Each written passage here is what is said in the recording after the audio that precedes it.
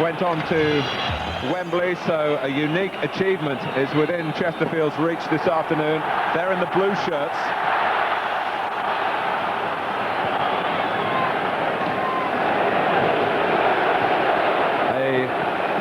Romantic feel to this semi-final provided by Chesterfield, there's no doubt about that, but their football has a real pragmatic feel to it. They'll get the ball forward quickly to the tall Morris and Davis, and they do have terrific self-belief. Look at this for self-belief from Mark Williams, who scored the goal from much closer quarters that started the FA Cup run. The winning header in the first round against Bury. Look at this from this distance. Nothing wrong with this early on in the match. It's ambitious, there's no doubt about that, but that's got the fans going. Chesterfield fans can get up. The opening 10-15 minutes of this match, really, really important to Chesterfield. Don't care what you say, there's a lot of players out there with one or two butterflies, one or two nervous players there. Important that they settle quickly. Here is Williams, captain and fellow central defender, Sean Dyche. Here's Kinder, who acquitted himself well at West Ham when he was pulled back into the side on Wednesday.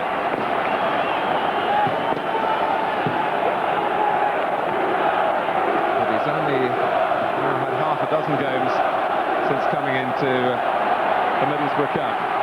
Perkins starting wide on the left of Chesterfield's midfield with Jonathan Howard, who's raised a few eyebrows with his performances this season, on the right.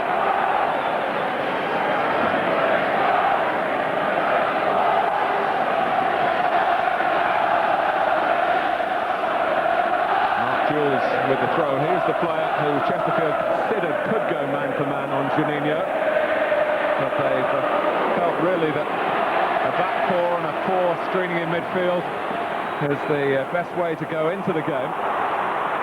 Nickelback, Craig Hignett just pulling to give himself a bit of space on the right-hand side. It's a terrific ball that took out both centre-backs, but couldn't quite curve back for Ravanelli. Well, I'll tell you what, if there's many better crosses than that this afternoon, we'll get into the feast. That's a brilliant ball in. Ravanelli goes early, he senses that the ball might be delivered early. It is. It's just about perfect. If you're a striker, that's where you want it, running out there. Goalkeeper can't come, he cuts it out. Defender's out of it. Ravanelli just a yard or two behind it. Despite the obvious distractions, Chesterfield have lost only 3 of their last 17 games. Middlesbrough's current run, 6 matches unbeaten, is their best of the season in that respect. But they're being put under pressure straight away by this direct Chesterfield approach. Well, it was just played back in. Full marks to the goalkeeper. Didn't get a rush of blood trying to come out. It did just skip off the ground and go back to him quite comfortably.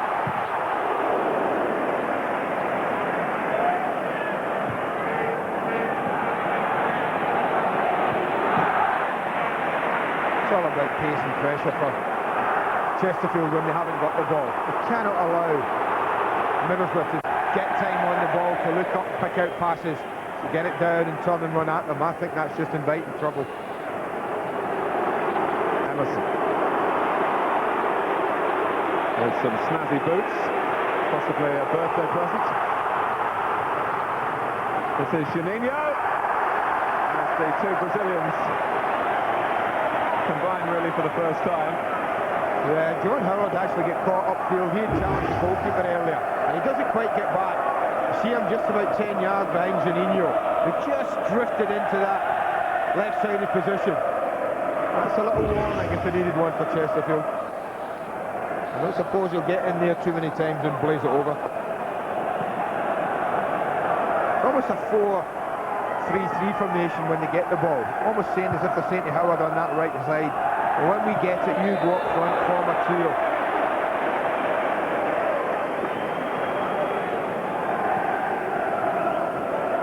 No. Jonathan Howard, regarded as something of a late development, but he's had a terrific season. Jamie Hewitt with the cross. Now the height of Morris, complaining that he was being brought unfairly to the referee, a man whose experience includes taking charge of the FA Cup final itself. David Ellery.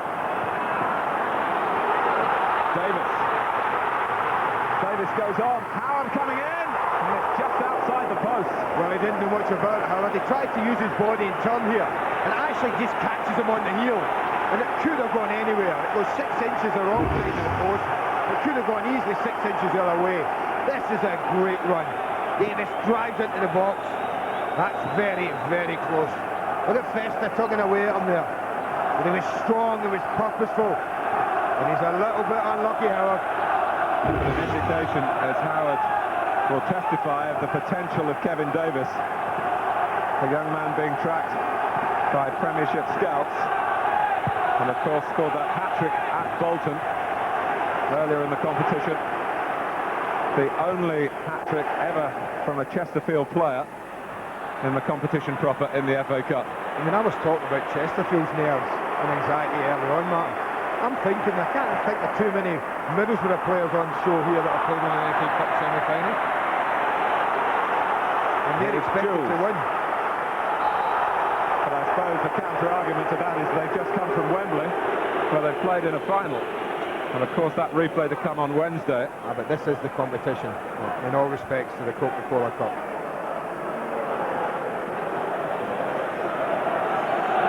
Chesterfield have the free kick. Look at the arms around Morris. And David Ellery is pointing A bit generous, against Andy Morris. I think he's a bit generous if that's given against the big striker. They absolutely surround him here. He does his job for me. I don't think he has to win it. I mean, who's pulling who there? I don't think his job is necessarily to win it. What it is make sure they don't get a clearing header. It's up towards me. I'm just going to make sure it drops round about the box. That's what he should be saying to his teammates. And it's Morris showing he can play a bit as well to put Howard on his way. Davis in the centre. Back comes Kinder. Howard's got it again. And Middlesbrough are having a very anxious beginning at Old Trafford. I'm not sure what Kinder was attempting to do after getting his body between Howard and the ball. He then tried to run it infield. Incredible. He actually wins this. He comes in, now he's got it, now he's in control, but watch as he turns inside. He really took a chance there.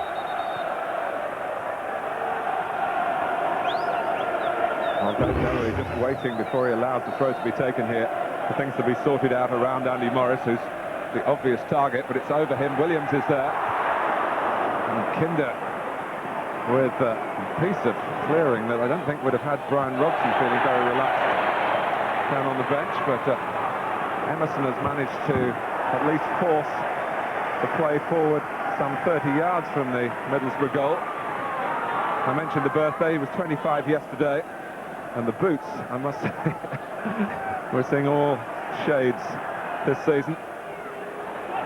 Very much in the right colours for the Teesside club.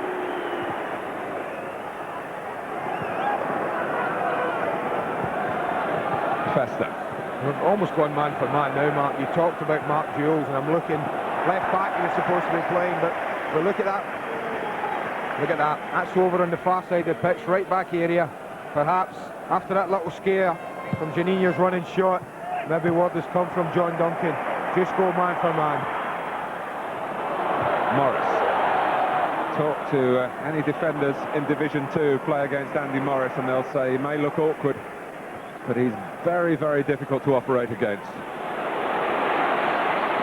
This is Hignett.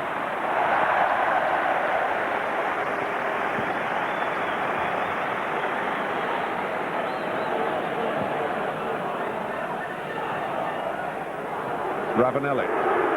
His fitness is always something to question these days. He's got an Achilles problem.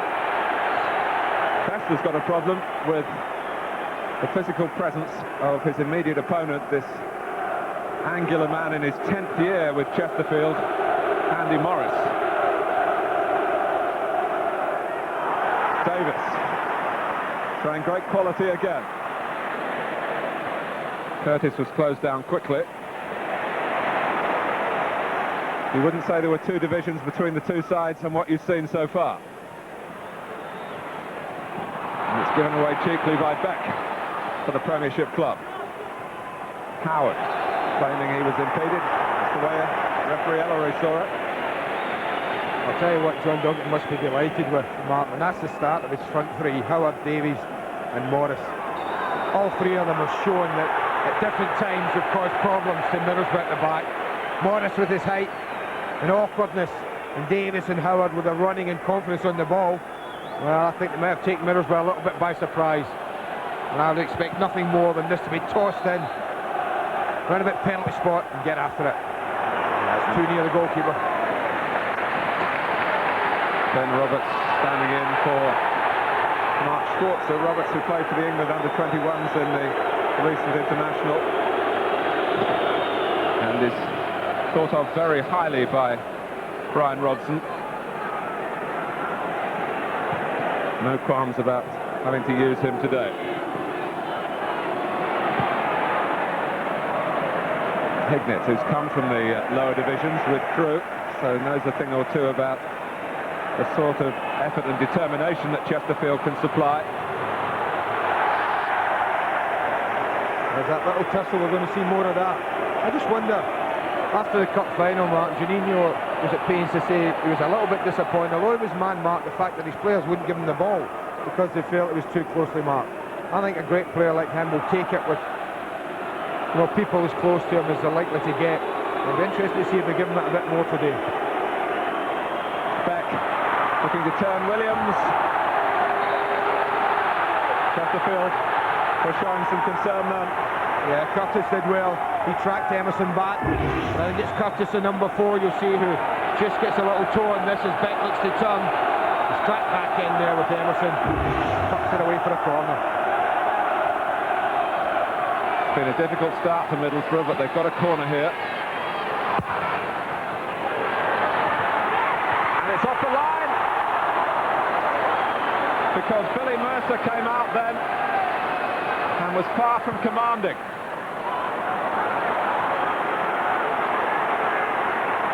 Davis. When you come that far, Martin, into a pack, you've got to make it yours, either punch or catch. Mercer did neither, and he's thankful. I think it's Perkins on this post, this near side, who gets the important touch. It actually comes off one of his own players. It is Perkins' right knee, helped by his skipper. Managed to get it away. It was actually Kevin Davies who got the touch on it and directed it towards his own goal.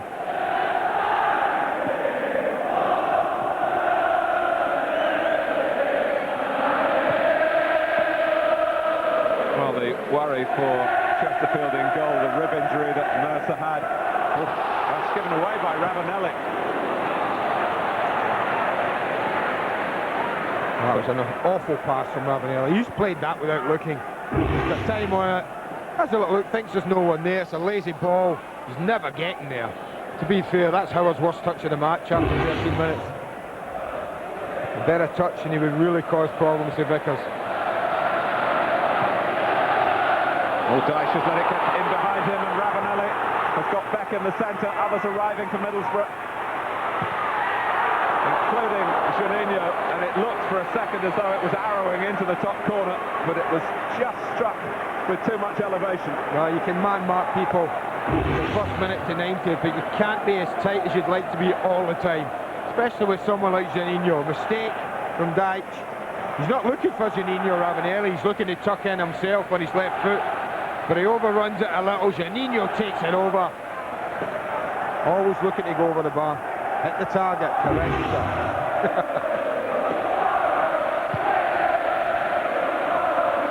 Chesterfield rightly proud of their defensive record. 5 of their 6 FA Cup opponents have failed to score against them this season, including Nottingham Forest. I think it's a job today of minimising mistakes, particularly at the back. Sean Dyche will know that his back 4 can't make too many errors like that, because quality like we see wearing red today will surely punish them at some time. Cleared by Curtis. Back goes Kinder. Ben Roberts, incidentally, played against Chesterfield last season when he was on loan to Wycombe and lost 3-1.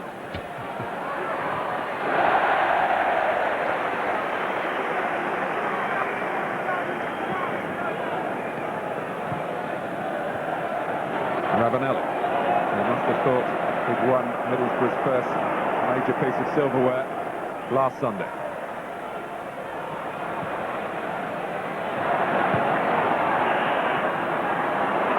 Here's Ravanelli again. Hignett is in here. It's clear for Hignett. Well saved, Mercer. Yeah, that's a great example of the quality we talked about. That time, Ravanelli's pass is absolutely inch perfect. Hignett made a great run. They get caught. The goalkeeper made a mistake a couple of minutes ago. Well, he redeems himself. Stood big for a long time, did Billy Mercer, and makes a really, really good save. I just think if they're going to win, it's so important that they don't concede the first goal, Chesterfield. I think if Middlesbrough get the opening goal, they're really up against it. One or two signs now that the team in red are actually settled into this match now. John Duncan understandably concerned, but Mercer, who'd made a mess of Hignett's corner, certainly pulled off a fine save from the subsequent shot. Beck. Ravanelli moving in, and there's only Hignett keeping him company in red in the centre. Curtis slow to clear, and rash with a lunge, and David Ellery perhaps a bit quick with a whistle, because the ball broke Juninho's way. And it would have been a chance for Middlesbrough, but it's going to be a booking for Curtis. Yeah, well, it's a definite booking, isn't it? It's a late tackle, it's high. Just look where the ball goes. Yeah, just dropped there. Look at Mark Jules, gets a little bit attracted to the ball, and who's on top of it? A little Brazilian. You could see the referee was looking in the opposite direction. He still might fancy this, Juninho. This kind of angle. Wouldn't surprise me if he looks to shoot. Maybe he just wants the angle to be improved a bit for him. No, Hignett plays it in. Vickers! Well, it's another side of the Chesterfield goal, and Steve Vickers, who's of course for a long time been a regular for them, but has lost his place recently, had a chance to make his mark on this semi-final. I think he should do better there. Might be being overcritical, but I think he sees this. He's unchallenged at the back post. There's nobody really in front of him. He should be making the goalkeeper work. Again, he'll be saying, hit the target. Well, two men there who know a thing or two about Old Trafford, Messrs Robson and McQueen. Maybe Gordon McQueen would be the one to turn to for the verdict on that. A defender who got plenty of goals in his time. Well, in semi-finals you have to take your chances, however well you play. Middlesbrough starting to create them, but it's still 0-0. It's been a very open game to this point.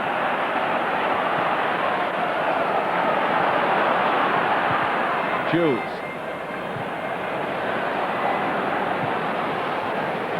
Beck. Losing out to Dyche. Quickly forward to Morris. In turn towards Davis, but with a fair amount of poise, Vickers dealt with it for Middlesbrough. Not so much poise there, though.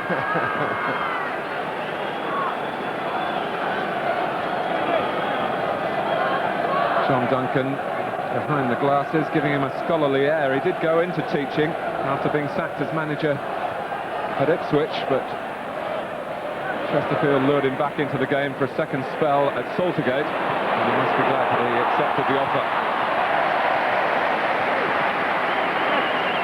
Now he's trying to get a message, I'm pretty sure, to Tom Curtis. What he's trying to say to him, well, I don't know if we'll hear it too easily. Kinder.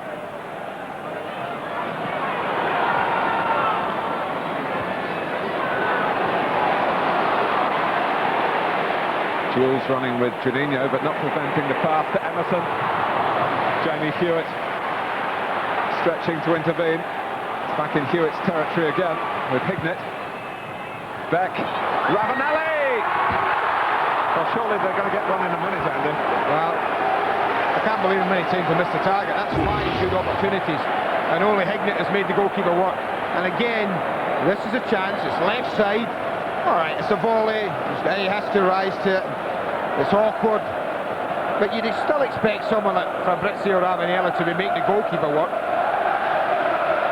But ominous signs. Chances are coming quite regularly now. On from Holland. Fleming. Bit of time here for Williams. Well, they've changed, Mark, just quickly on that. Morris. Back four again. Sorry. John Duncan has just said he's gone to a back four again. I think he thinks that it was upsetting them too much. Look at this. The life of a football manager. But it did rather coincide or cause Middlesbrough getting more of the ball, which they've got plenty of the ball. The chances are materialising on a really regular basis. Dyche can't get it away very far. The team from Division 2 suddenly wearing a desperate air after a very confident beginning. But they hadn't conceded a goal in the opening 20 minutes, and they'd probably taken that.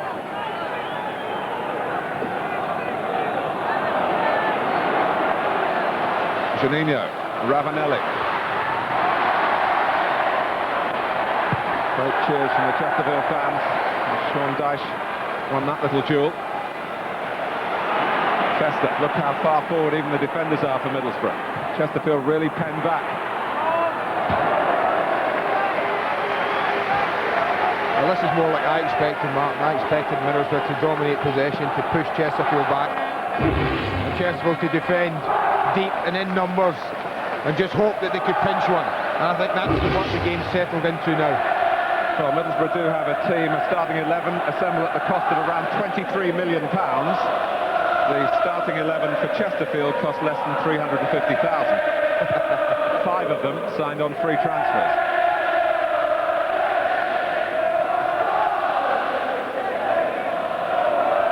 Hewitt, Chesterfield born, fan of the club before he became a player at Saltergate. They'll take that. Every little set piece. I'm sure it's something that this is an area where John Duncan's worked meticulously through the week. Corners and set pieces around the 18-yard box. So Chesterfield have a corner almost halfway through the first half. Williams. Morris is right in there. Ravanelli had to be careful, but also committed as well. But he can help bring it out. A tussle with Williams. And Beck. All the help at the moment is on the left, but others are arriving at different quarters, and Beck taking his time using anybody at all. It's Juninho. Ravanelli. And Beck. Well, they are carving Chesterfield open without taking the opportunities that must be alarming John Duncan and Kevin Randall down on that Chesterfield bench. There's not a lot they can do about it now. I'm not so sure what Beck tried to do at the end, but Ravanelli started to move way back in his own half. I think he's the one who ends up just chipping it forward to Mikael Beck. But what he was trying, I'm not so sure.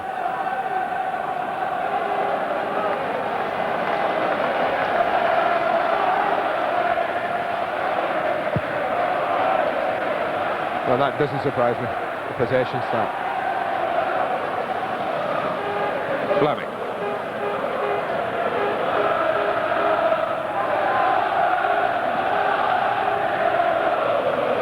Kinder. Now Emerson. They're bypassing the midfield screen and Middlesbrough. Juninho. Marker withdrawn to play in an orthodox left-back role. Mark Jules. Ravanelli's running behind him. Skillful they are, Middlesbrough, but they are human. Well, I think this makes more sense if you Chesterfield goal, Mark, to get that bank of 4 and 4, as I talked about before the game started. Make it as difficult as possible. Hewitt, but he's given it straight to Middlesbrough's captain today, Robbie Mustoe. Emerson. Beck dragging Dyche with him. But shorter players in the centre, Ravanelli on the edge, so too is Mustoe. Well, if this was a training session, Mark, the manager would have stopped it quite a few times and said, hey lads, come on, shooting's pretty poor. Again, they work the angle, plenty of blue shots, look at that behind the ball. But again, it's not testing Billy Mercer at all. Whatever happens to Chesterfield today, they offer a blueprint to clubs of their size. They've made a trading profit in each of the last 4 years, during which time they've sold only one player. That's a great financial control from the chairman himself, Norton Lee, and great commercial enterprise from a character you might remember, Andy, a former Scotland goalkeeper, Jim Brown. He's the commercial manager. But John Duncan's at it again, Martin. Once again, watch Juninho, and who's right beside them? Mark Jules. And here's Kevin Davis. Morris going to the right. And Davis just losing sight of the ball as he was maybe looking up to see the man. I think he went to ground when at the end of the day he didn't really need to. Thought he was losing possession, went to ground. Morris only won the header.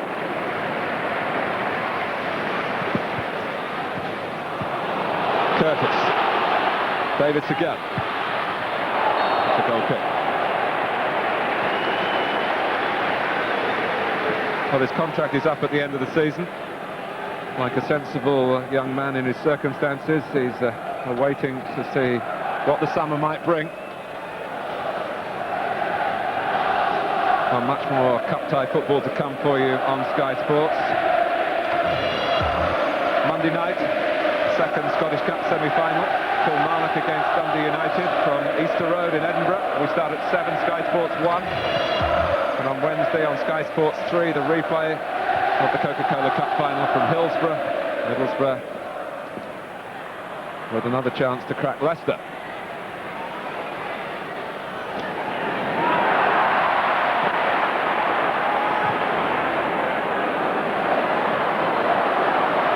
Chesterfield, all right, they've been riding their luck. But on a couple of occasions, they've shown the capacity to maybe unhinge a Middlesbrough defence, lacking the leadership of Nigel Pearson, whose return to the side in recent months has made a great difference generally.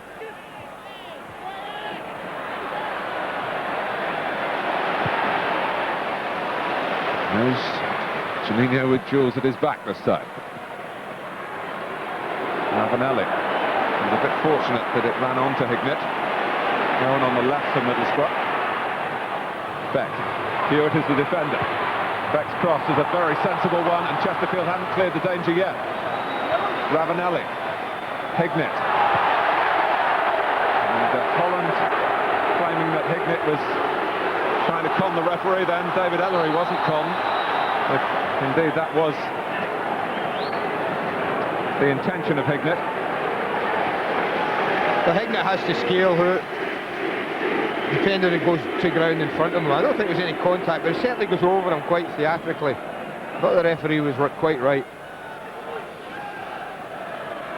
Well, the FA Cup final that David Ellery refereed, of course, he gave 2 penalties for Manchester United against Chelsea 3 years ago. Chelsea back at Wembley this year after their work earlier today against Wimbledon. Emerson just caught Morris, free kick to Chesterfield.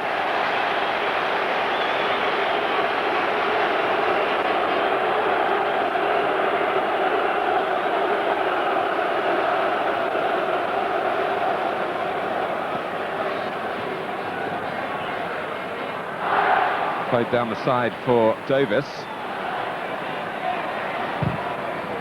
Blocked by Kinder. Hignett pressed by Davis.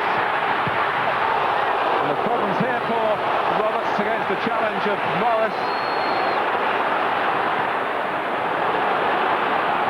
Brought out by Beck.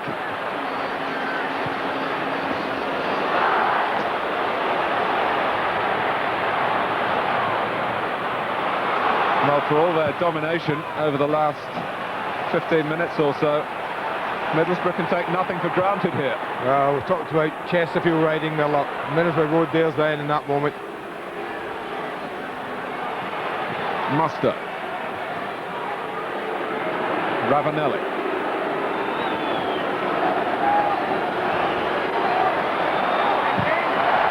That's the sort of tackle that the Chesterfield fans relish from their captain. I don't think Beck relished it.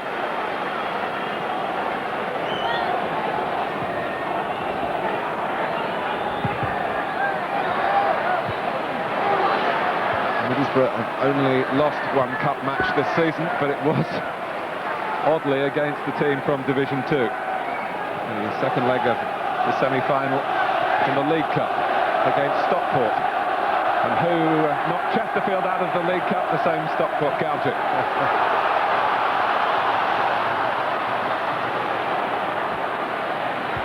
Fleming.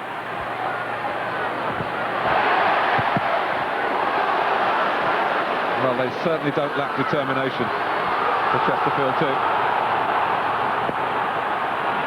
For many, the biggest payday that they'll ever get from the game, but it's not about the cash, it's about the pride for a small football club that is very well run, but never expected to be involved in a match of this magnitude.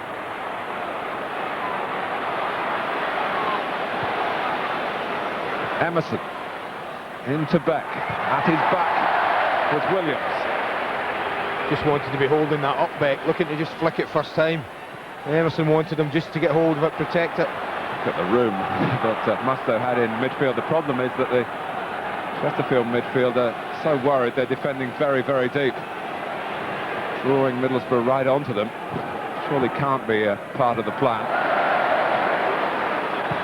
It's giving some cheap possession away, really, in the centre of the pitch.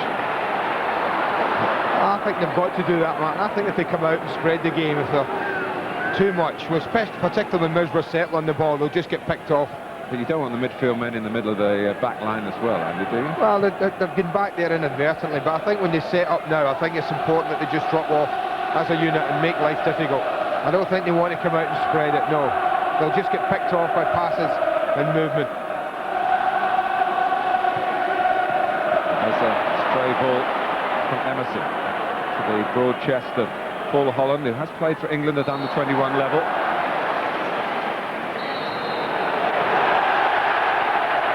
Ball knocked away. And a booking for Kinder.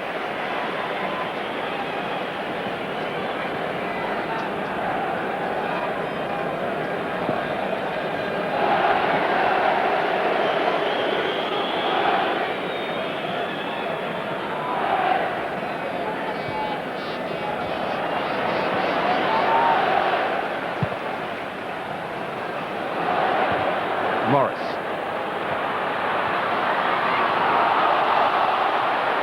Howard forcing himself in front of Fleming. Juninho linking up with Ravanelli, and not much Mark Jules could do about that. Free kick conceded by Williams on Beck, taken quickly by Middlesbrough.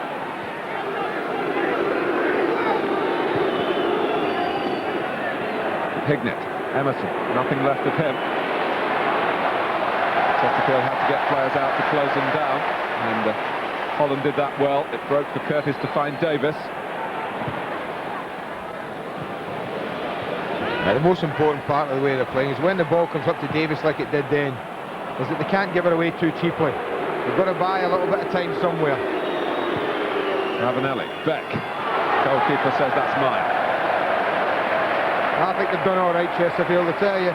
They rode that little bit of a problem, rode their luck a little, stemmed it a little now, and created, well, one serious chance themselves.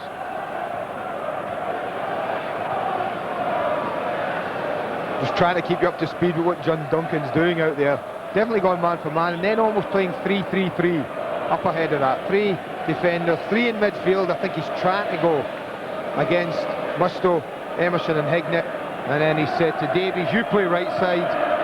Howard will play this near side. And big boy Andy Morris through the middle. That's the way they're set up at the moment. Well, it's changed 4 or 5 times since the half started. Beck turning past Hewitt unfairly. Whistle went straight away. Jamie Hewitt's birthday, incidentally, is May the 17th. What day is that? Cup final day.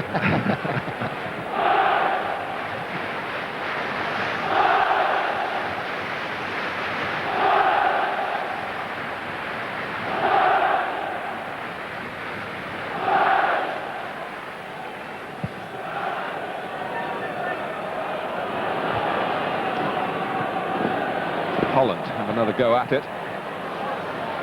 Howard. Perkins.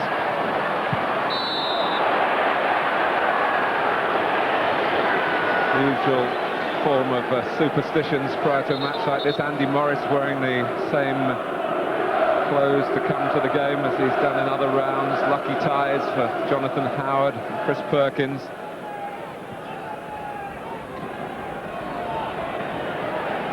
Well, the luck's holding.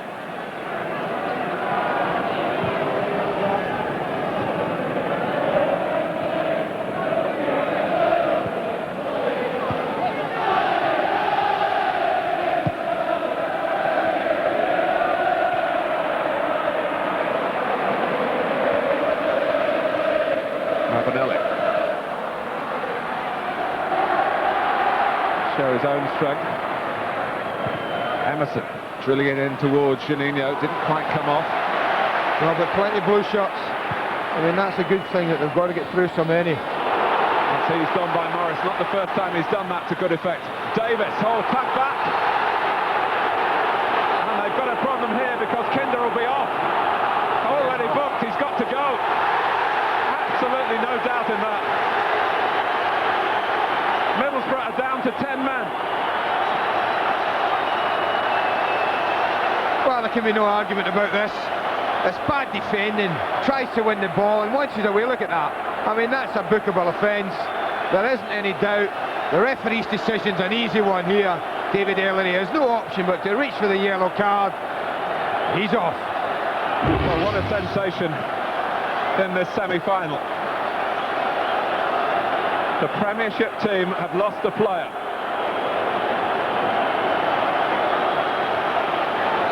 And Chesterfield have the free kick. Morris, are they going to get a goal as well?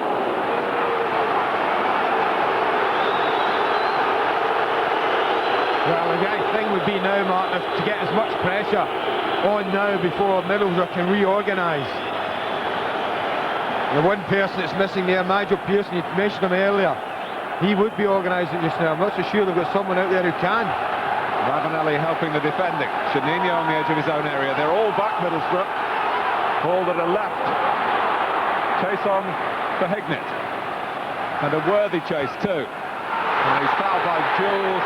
That could lead to David Ellery reaching for the back pocket again.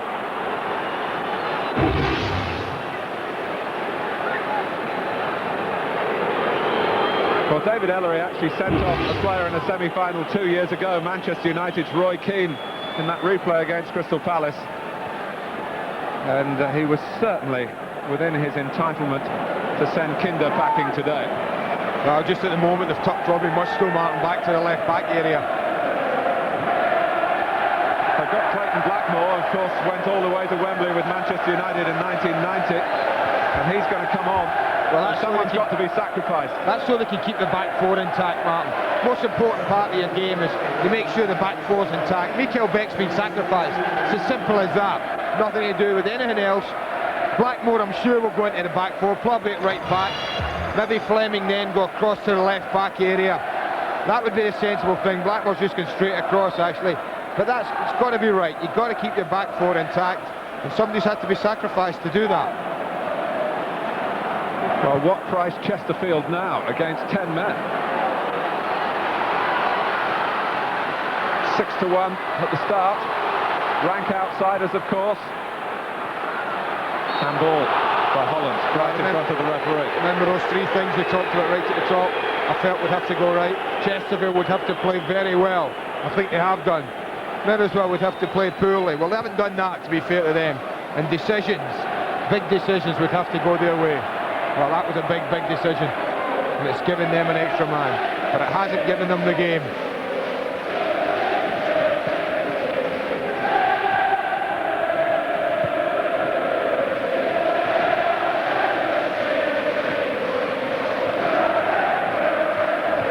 Fleming gets it back from Ravanelli.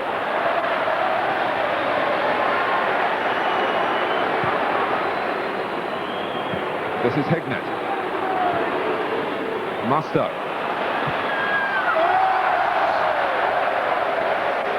Well, there's a big game, of course, going on in the Premiership up at Roker Park. And the first goal of the game going to Liverpool. And Robbie Fowler.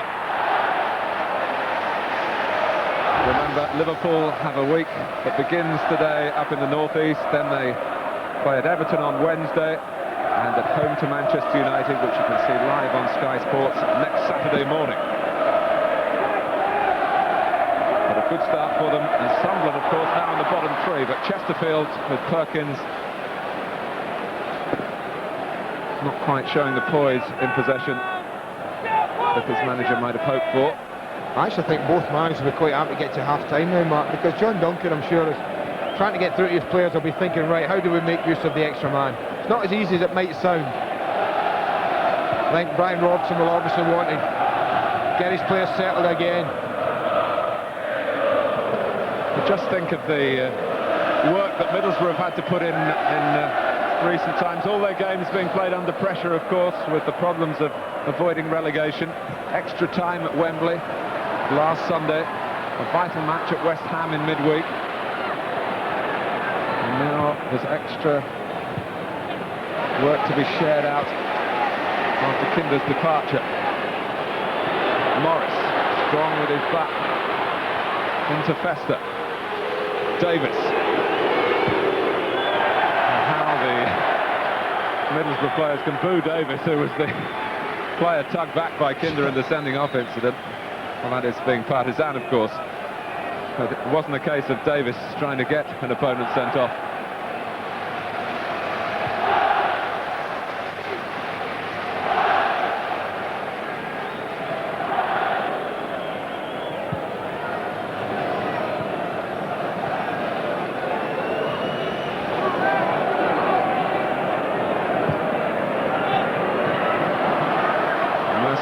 Leaving it to Dyche. He's quite happy with that.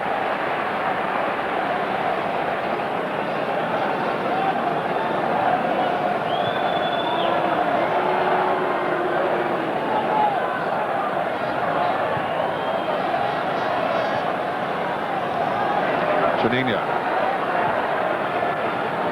Muster. Well, he certainly can turn the odds back. Ravanelli turning here!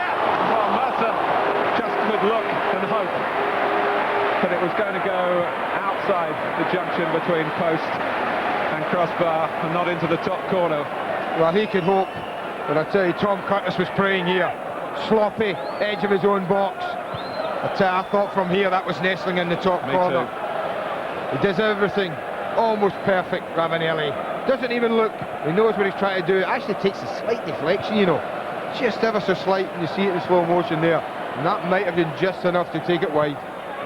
Curtis. Well, that'll be a booking, no doubt. The player brought on for Kinder, or for Beck in technical terms, but because they needed someone to play at left back, Clayton Blackmore. First real tackle, and definite booking, and it's Kevin Davis on the receiving end again. I'll tell you what, in the old days when that new instruction came out, Mr. Charles, many been sent off for a tackle like that. He mowed him down.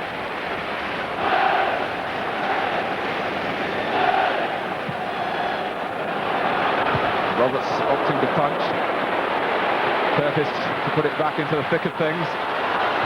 Ravanelli with a touch that was a little tentative. Morris trying to get round Fleming.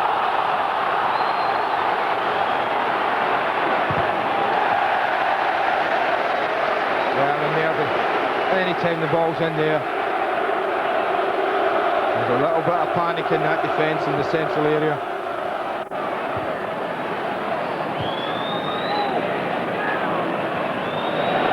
Juninho's header, very thoughtful. Hignett.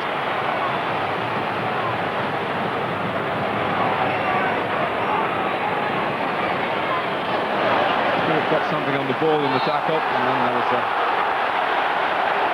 contact on Davis from Hignett, and Chesterfield had a free kick. But Andy, I suppose if you just wanted to have an exercise between a team from Division 2 and a Premiership team to make it pretty level, how would you do it? Well, you'd let the Premiership team play with one man short. And that's what we've got here.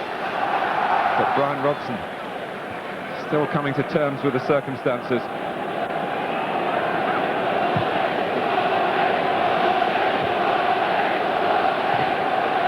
remember, since the third division was added to the Football League, no representative has ever got to an FA Cup final. Well, you just sense, and you look back at some of the others, Millwall and York and Port Vale, Norwich City, Crystal Palace and Plymouth in more recent times, losing out in the semi-final. Perhaps none of those had as good an opportunity as Chesterfield have today. Not now.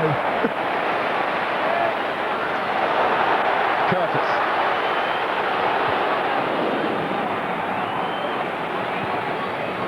Juninho. Ravanelli's in the middle. And Tom Curtis, who's had a double hernia operation since he struck that winning penalty against Nottingham Forest in round 5, struck that clearance.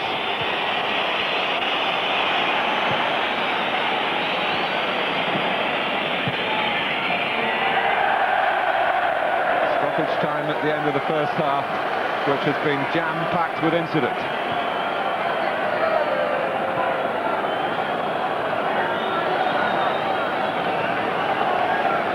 Well, we knew Chesterfield were going to work the socks off while they were still in this match. Now I think Middlesbrough have got to do exactly the same. They've got to play if they can as well, but there's so much work to be done. We should have Middlesbrough player now. Hignett. Ravanelli. Daesh happy to get it well away. The last kick of the first half. Chesterfield began confidently, then Brian Robson's team really started to get a grip and fashioned a good number of chances. Chris Perkins clearing off the line here. Other scares. Steve Vickers might have done better with this header. But then, David Ellery not shirking his refereeing responsibilities. Kinder, who had been booked earlier in the half, tugging back Kevin Davis. The red card was inevitable. And Chesterfield coming off, knowing they've got a great chance of reaching Wembley. But at half-time at Old Trafford, it's Middlesbrough 0, Chesterfield 0. Paul, London against Frankfurt, extended highlights, 8:30 tonight on 3. Right now, it's Middlesbrough against Chesterfield, the FA Cup semi-final at Old Trafford, which is goalless at half-time. 11 attempts from Borough, but they haven't hit the target often enough. Just 2 on target, 3 from Chesterfield. They haven't hit the target yet. 5 booked, Kinder twice, which meant he had to go. Blackmore as well, he's on as a substitute for Beck. That was a change Borough made very quickly after Kinder had gone. Tom Curtis and Martin Jules from Chesterfield. Possession. Imagine that Middlesbrough, what, 60-40 heavily. 36% of the action areas as well. But it's goalless. Steve Bruce, Gary Pallister and Mark Schwartz are our guests here at half-time, who, as won before the game, were of the opinion that Chesterfield couldn't win this game. Have you changed your mind, Steve? No, I still haven't changed my mind, but it's going to be difficult for Middlesbrough now with down to 10 men. But they've had chances and obviously haven't hit the target, as the statistics show. Had all the chances, Mark, really, Middlesbrough, haven't they? 11 opportunities at goal, hit the target twice, but a succession from very early on that really, you'd have to say they should have done better with, surely. Yeah, we've had a few opportunities. This is the best of all, isn't it, when Mercer got caught? Yeah, definitely. Off the line. So they stood their ground there. But presumably your manager couldn't have asked for much more in terms of the creation of the chances you had. No, that's right. I mean, we always create a lot of chances week in, week out. I mean, you know, sometimes in some games we just lack a bit of finishing power. I mean, I would have backed Craig there to score from that position, but it was a good save from the keeper. Great ball from Ravanelli to set up Hignett. As Vickers, Steve, yeah, I think you'd be a bit disappointed with that. If you just headed back where it comes from instead of trying to go into the near post, then I think you score. But as we can see, they've created the chances, and Chesterfield have hung on in there. And this is a great effort by Ravanelli. It's just a little deflection. If you just watch, just takes a little tiny nick and probably just takes it round the post. Just enough. Yeah. But Chesterfield are in there with a fight now, or with a shout, and who knows what can happen. Sending off was, I was going to say, controversial. It wasn't really, was it? It was annoying from Middlesbrough's point of view. Yeah, I think he'd be disappointed. Because he'd been booked earlier for kicking the ball away, hadn't he? But had to go there. Yeah, I mean, there's no arguing that's a second bookable offence, and the annoying thing for him is that his first booking, he's just kicked the ball away 10 yards, which he'll not be pleased about. It's going to be a long 45 minutes for them now, presumably. Middlesbrough carried down to the 10 men, and Chesterfield is chasing everything down, aren't they? Yeah, that's right. I mean, it's a great chance for them now. Middlesbrough down to 10 men. Instead of going to get any better than this, they've got to try and take advantage of that now. Well, there's a very important Premiership game, of course, taking place at Roker Park today. Sunderland and Liverpool, both in urgent need of 3 points. Liverpool to get their show back on the road after 2 bad defeats this week to Coventry in the league and then in the Cup Winners' Cup. Sunderland, after the weekend results, find themselves in the drop zone, of course. Chris Waddle trying to carve out a chance for them. Oh, how didn't that go in? What a chance. Howie with the header. But keep your eyes on Robbie Fowler. That's 1-0. Keeper might be disappointed with his contribution there. Looks like they've got the bit between the teeth again, Gary, doesn't it? Yeah, they're creating chances again. That looks as if they could be 2 or 3 up. I hope Sunderland don't with the chance to miss it. It sets up next Saturday, doesn't it? They play Everton, of course, midweek. Then Manchester United next Saturday, live on Sky Sports. Here, the business of the day is this FA Cup semi-final. If, possibly, maybe, Chesterfield. We'll find out when we come back.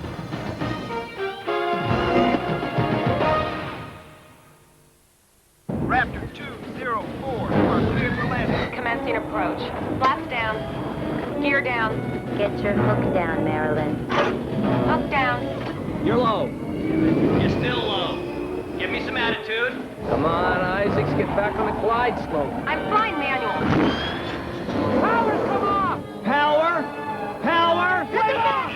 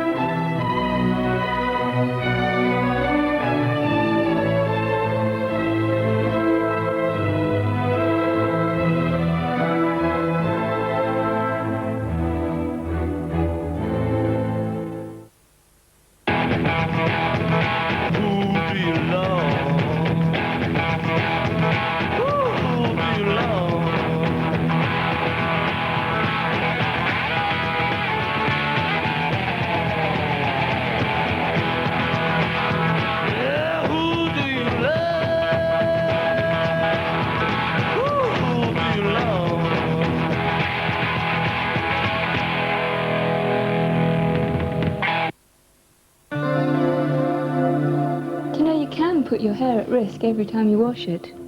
Surprised? Hair is most fragile when it's wet. Just combing can break it. Pantene Pro V can help.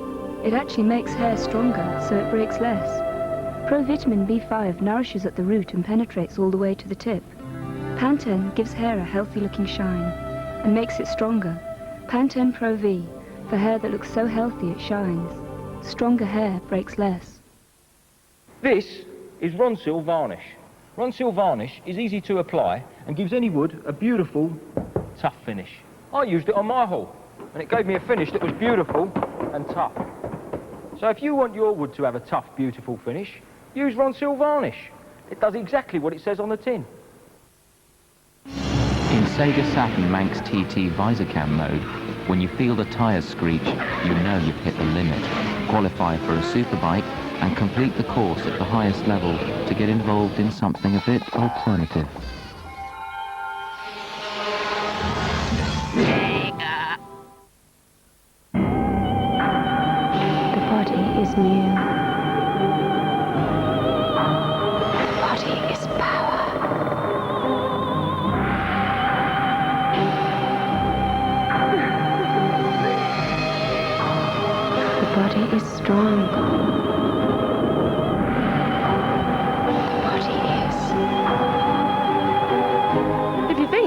strong, Chuck.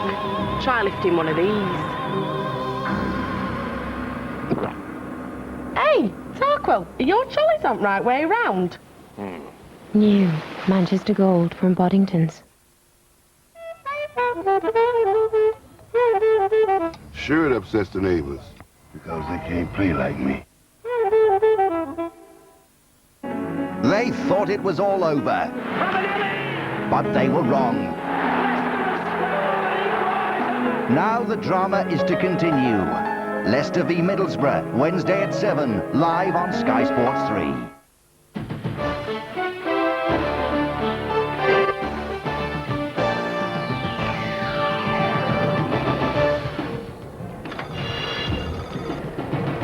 Day one of the European Tour event, the Cannes Open coming up on Thursday at 10:30, Sky Sports 1. That's golf, of course. Right now, the football, the FA Cup semi-final between Middlesbrough and Chesterfield, which is goalless at the moment. Liverpool are 1-up, remember, at Roker Park. Newcastle are playing this afternoon at Hillsborough against Sheffield Wednesday, and there's been a goal there as well. Alan Shearer thought about it, changed his mind. Elliott scored. They all count, however they go in. Newcastle 1-up at Hillsborough against Sheffield Wednesday. Liverpool 1-up at Roker Park against Sunderland. No goals as yet here at Old Trafford. Middlesbrough down to 10 men. Kinder off in that first half for 2 bookable offences. Gary Pallister, these Chesterfield supporters are seriously thinking about Wembley. Do they have a right to do that? The team have earned what they've had so far, haven't they? Yeah, they started off really well. Chesterfield, we talked about the nerves that they might have before the game. But in the first 10 minutes, I think it was Middlesbrough that were more nervous, and Chesterfield had a couple of dangerous situations and looked quite threatening. Then Middlesbrough settled, played some good football, and then they've had the knock now of the man getting sent off. Hasn't helped, has it, Mark, the reorganisation? Yeah, that's right. I mean, you know, we struggled a little bit, you know, with the organisation, and especially now once Kinder's gone. But now I think Clayton Blackmore's come in and all settled down a little bit in the second half. You know, I think the gaffer would have had a good word to the board. 45 minutes to sort it out. Yeah. There's been another goal at Roker Park, incidentally. Liverpool, remember, 1-up in the first half through Robbie Fowler. They're 2-up now. Steve McManaman has made it 2 for Liverpool at Roker Park. We wait the first goal here. Match commentators Andy Gray and Martin Tyler. Thank you, Richard. Well, there's no doubt that Middlesbrough have the individual ability in the side to overcome the obvious disadvantage. But they know there are testing times ahead here at Old Trafford. It would be extra time, of course, if it's still level after 90 minutes.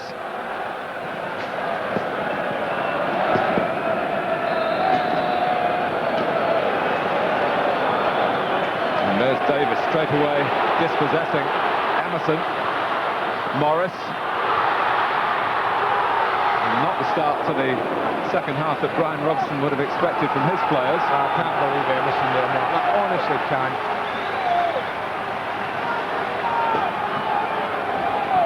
I know he's a confident lad, but that bordered on the ridiculous right at the beginning of this second half. Davis with a long throw. Ravanelli getting underneath it. Williams, Morris, Holland. Howard trying to touch it off for Hewitt, but not doing it well enough, and it's brought out by Blackmore. And the Jules getting an early challenge in on Juninho.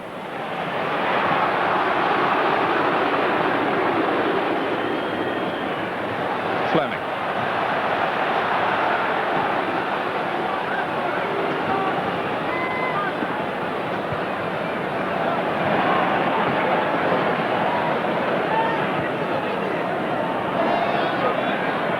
Much has been made of Chesterfield's cup run, and rightly so, but remember, this is Middlesbrough's first FA Cup semi-final as well.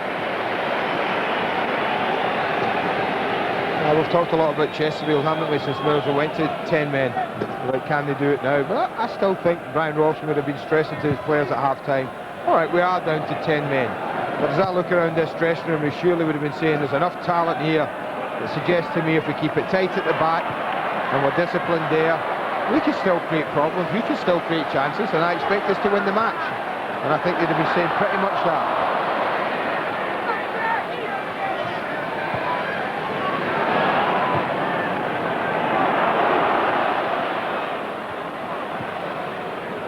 Muster.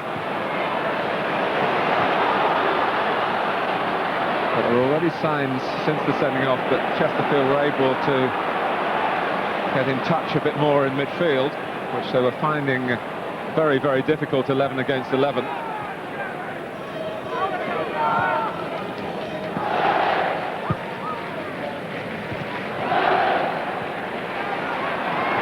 Curtis. Well read by Vickers. Hignett helping it on into a useful area. Juninho. Well, what a vital tackle that was, given the nature of Juninho's skills by Williams. Well, it's unlike Juninho, he just showed a little bit too much of it.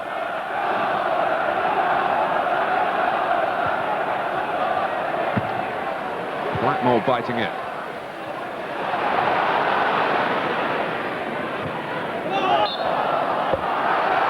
Middlesbrough's throw.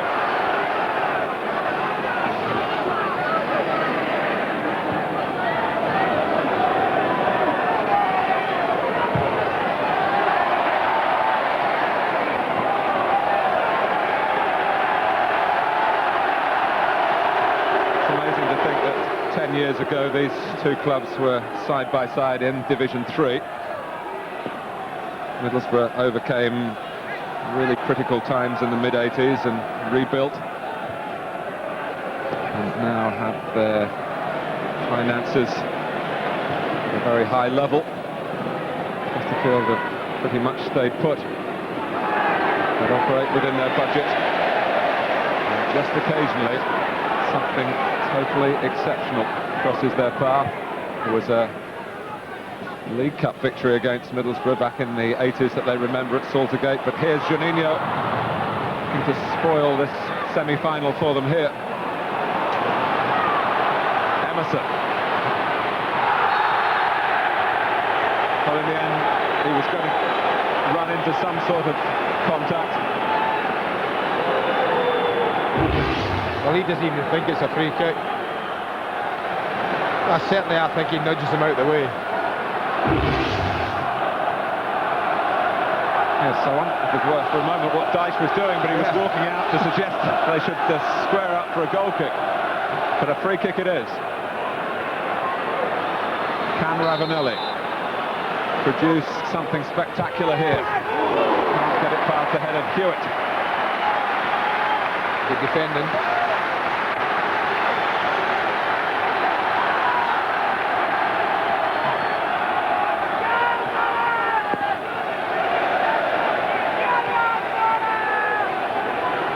Craig Hignett to take the corner, 5 minutes into the second half.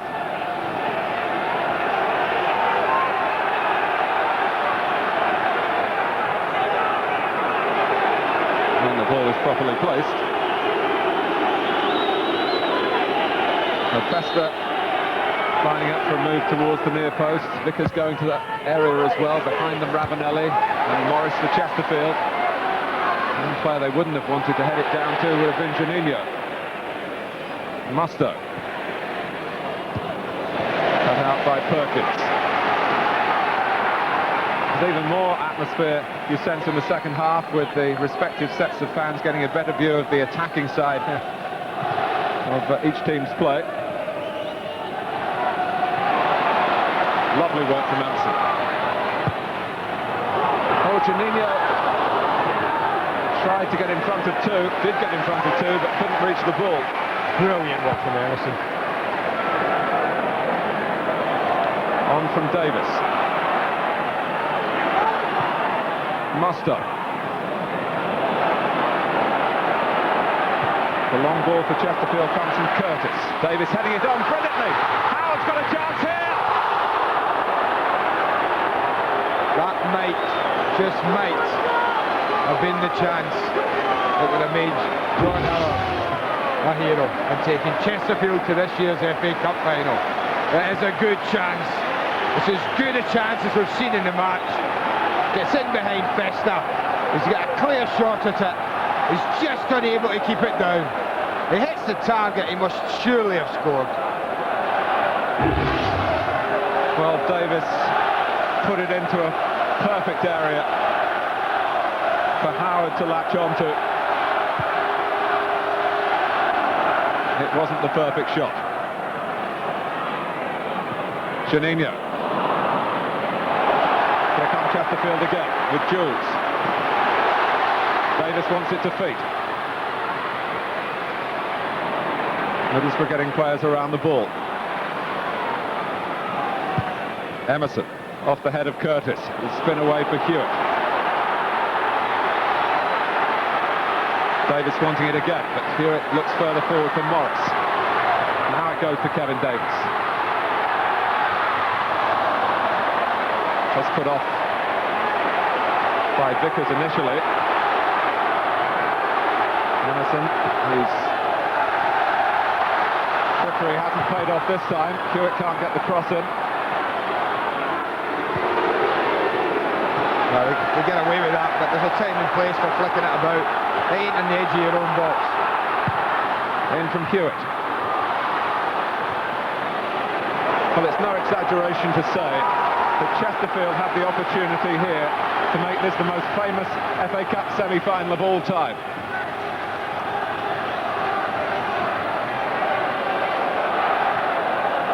Dyche.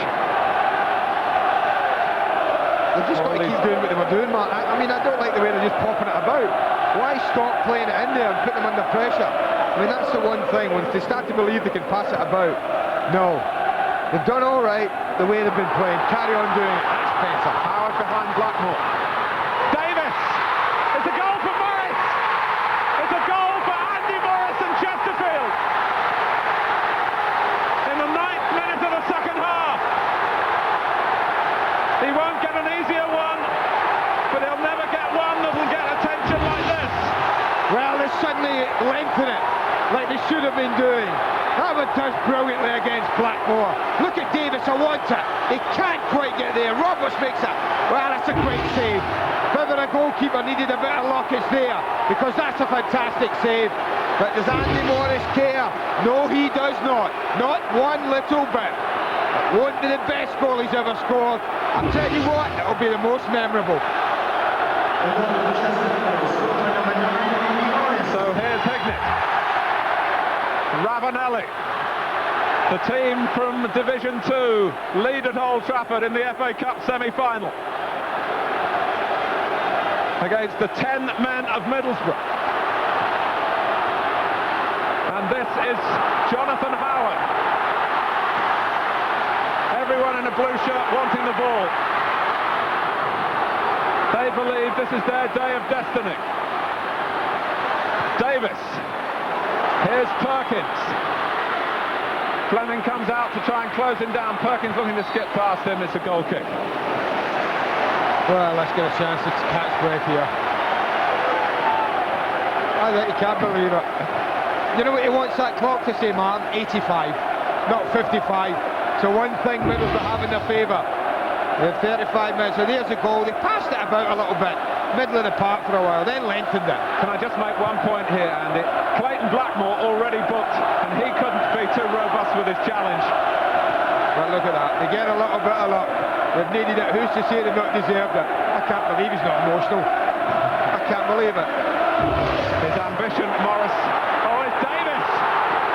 And David Ellery has said that entanglement with Blackmore was accidental, otherwise Blackmore would have gone. Yeah, you've got to give Blackmore the benefit of the doubt, but Davis is through, and I think he takes this on his chest. He does, and then the tackle comes in. I tell you what, the yellow card when it came out, no one would have been surprised. It was reckless from Blackmore. He made no contact with the ball. And had it come out, that would have been 9 men for Middlesbrough.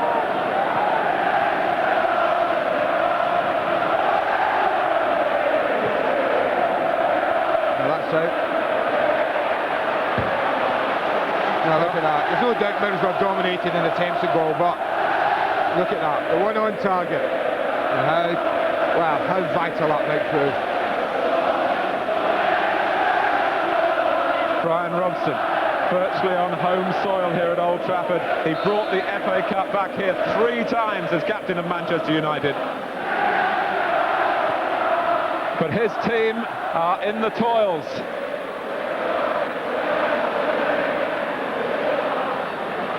It's the Chesterfield fans who are singing "We're Going to Wembley." Davis, who's looked a class act. He's looked a player. I think all 3 of them up front, man, I said it right at the beginning, they all showed at some time or other that they had what it takes to trouble the back 4 of Middlesbrough. And when it's been in that top third for Chesterfield, they've all looked a threat. Howard, Davies and Morris all looked a threat in various ways. But now they look Middlesbrough to Ravanelli and Juninho to get them out of this mess. Well, what Chesterfield want to be doing is when they get it, to get it forward to that front 3 and say, go on, keep it up there as long as you can. Here comes Mercer. I look around though, Martin, you look for leaders at times like this, and you look around the red shirts. I mean, Nigel Pearson not there. I'm not so sure there's a genuine leader out there.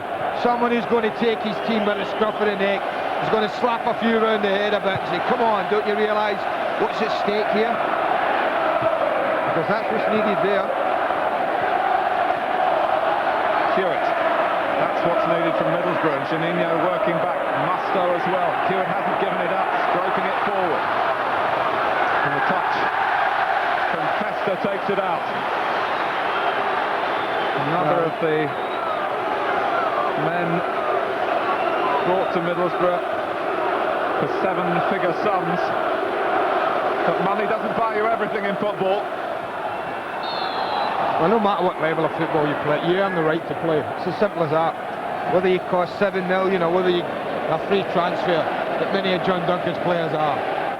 You've got to earn the right at any level, particularly in this, I think, always will be and always has been the greatest cup competition in the world.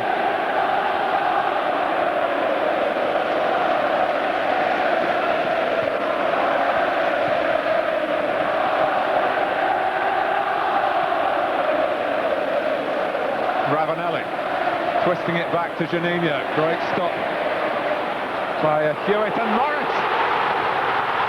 Can he hold off Festa? Still Morris. This terrific play brought down.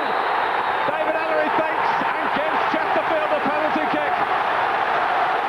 And I was talking to John Duncan an hour before the kick-off. He says we haven't got a penalty taker. Well, they have now.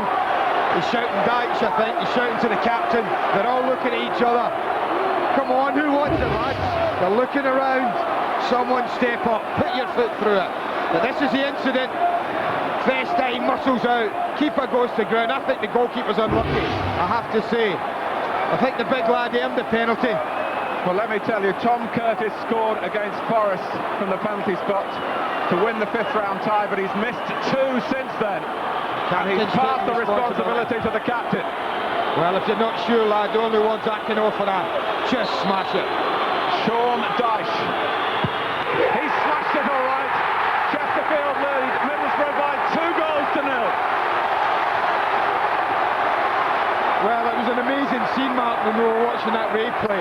Every player was looking around thinking, who's going to take it? John Duncan says, Dyche, you're the captain. You've got the armband on. This is what I would have done. If the goalkeeper does it, you don't know where it's going, then the goalie's not got much chance to know. Hit it as hard as you can, back at the ball, down the middle. Takes a brave goalkeeper to stand still. It takes a brave man to step up and take that penalty. You talk about lack of leadership for Middlesbrough. Chesterfield had leadership. Sean Dyche, who hadn't scored a goal for Chesterfield for the best part of 4 years, has drilled the penalty that's given Chesterfield the sight of Wembley now.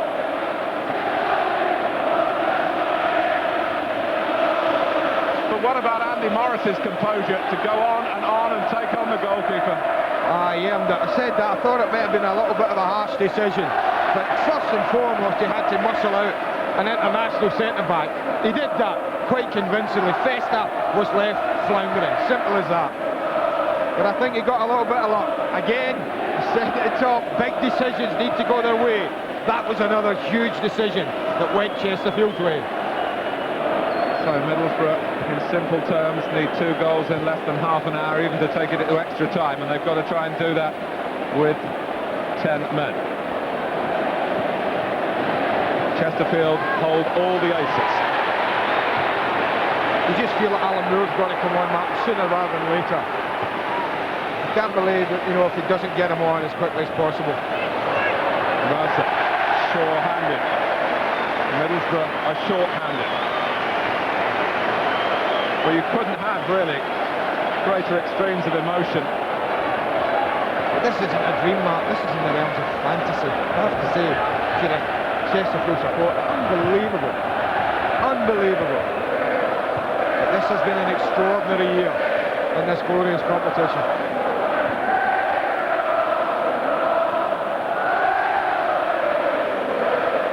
Emerson. Fleming.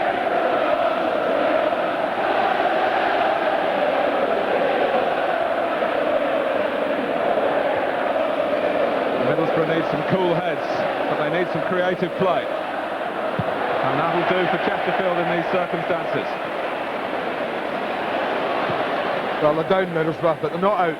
This game is, I don't believe it's beyond them. They've got to work extremely hard. They've got to have belief. It's certainly not beyond them, though. Emerson. And Blackmore with a chance to pull one back. Ravanelli has done it.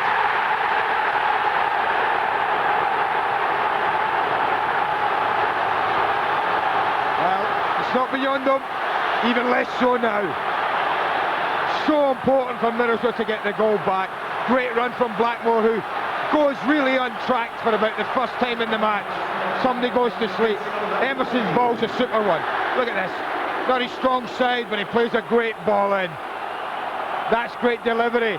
And Ravanelli just muscles his way in. He knows any touch on this, and I'm going to score. And that's what he gets. Not the most convincing of touches, but a most important one.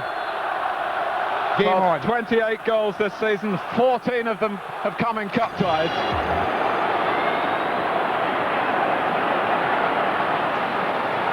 This is some semi-final.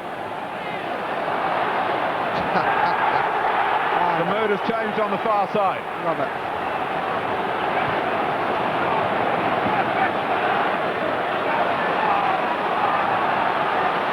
Vickers.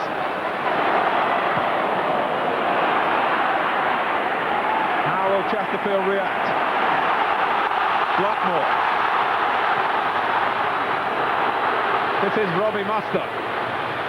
Ravanelli wants it. No wonder they give it to him.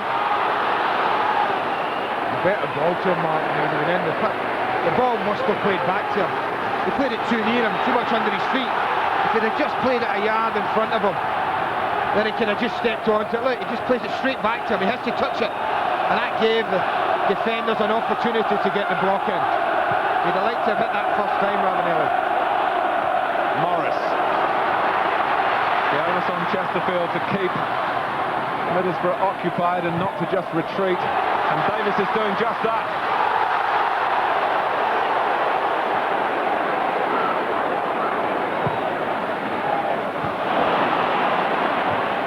Fester. Nicely done by Williams, but Hewitt wanted a way out and he got it from Dyche. And he just found Jules.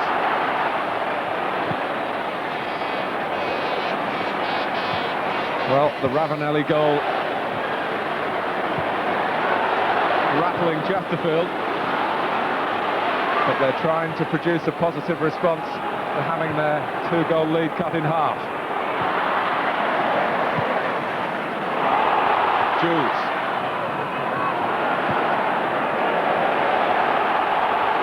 One thing about John Duncan's team, they're very self-motivated. There's not a soft touch amongst them. No, they'll be the most gifted 11 players that have come out for an FA Cup semi-final. And they're not going to be second best in attitude to anybody. But it's a test of that attitude now.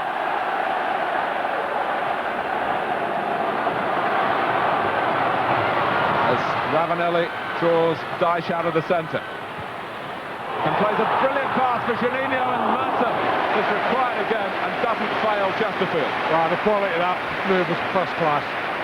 The fitting of the players we've talked about them having. Great skill from Ravanelli. What a wonderful run from the little Brazilian. If he could have lifted that and gotten it over Mercer, who did ever so well, and Musto was right in the middle of goal, ready to tap it in.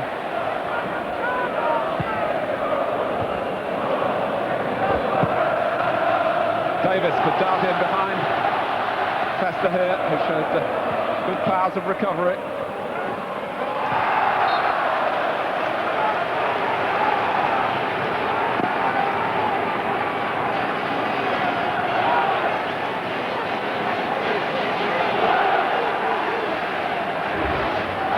Sunderland have got one back. Paul Stewart against one of his former clubs.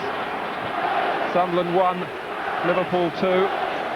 Fowler and McManaman, the two inseparables, have got the Liverpool goal.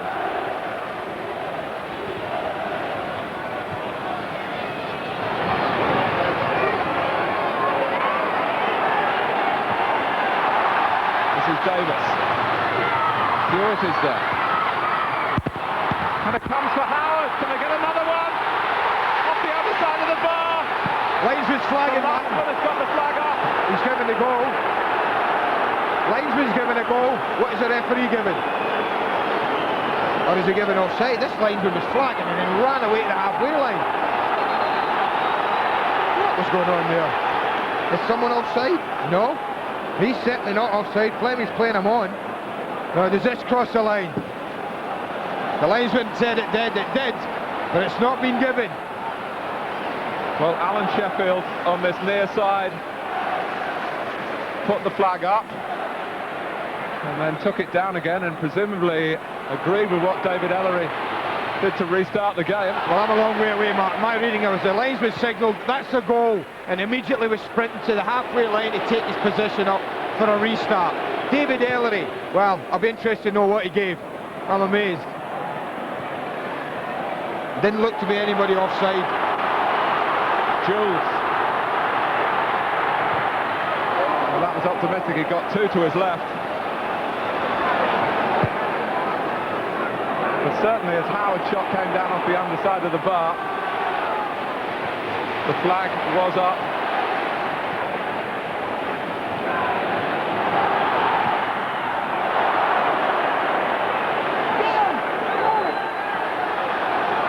So we've got to look at it again. Well, this is it, Mark. As that's played in, you can see he's not offside. The flag's down. You see the linesman at the top of the screen. Flag. The referee, what is he doing blowing? Amazing. I can't. David Ellery was in a position there where he might have given an offside verdict. Why would he if he's not? Well, referees have done that before. Oh, they have, admittedly. Well, that's a big decision again, isn't it?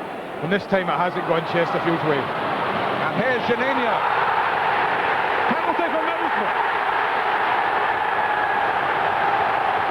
Well, it's incident upon incident here.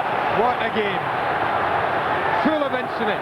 It's Sean Dyche, the skipper. And Janino looks to push it past him. Well, is he in the box or not? It's half blocked. I think both penalties were kind. Kind to the attacker and unkind to the defenders. The goalkeeper and Dyche. I think they're a little unlucky that penalties have been given against them.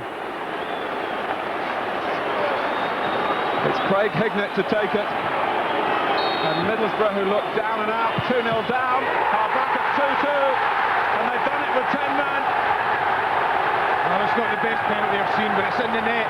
And as far as Craig Hignett's concerned, that's the most important thing. Goalkeeper goes the right way. And I think it's because it's near to him.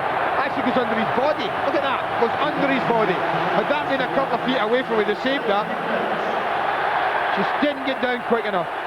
He's a little unlucky, the goalkeeper. Well, what a 5 minutes that is, Martin, in the context of the match. A disallowed goal. Well, it certainly looked a disallowed goal to me. What? Well, no doubt we'll find out later. That might have taken Chesterfield to Wembley. And within 2 minutes or so, Middlesbrough level. Was the first contact outside the area? Was it obstruction rather than an infringement that would lead to a penalty? It's in the record books now. You'd see what Sean Dyche was saying, the flyer who scored the penalty for Chesterfield, conceded the equaliser, or the penalty that led to the equaliser for Middlesbrough. It's, even by the standards of the FA Cup, simply amazing at Old Trafford this afternoon. Yes, it's like many semi-finals I've seen, Martin. Dull, uninteresting, boring. It's been all of those things and more.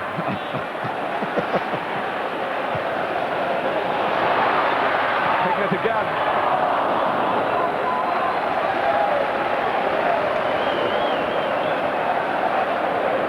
It was interesting that Hignett took the penalty and not Ravanelli, who has wasted a couple this season, but usually picks up the ball and plants it on the spot.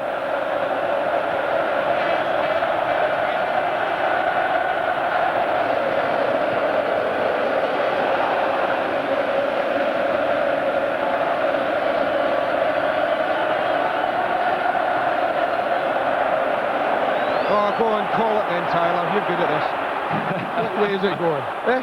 Goodness me. Well, here's Emerson. What character from Middlesbrough.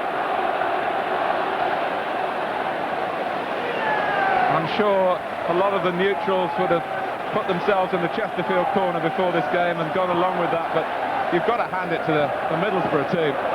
The Premiership players refusing to accept that they were beaten here.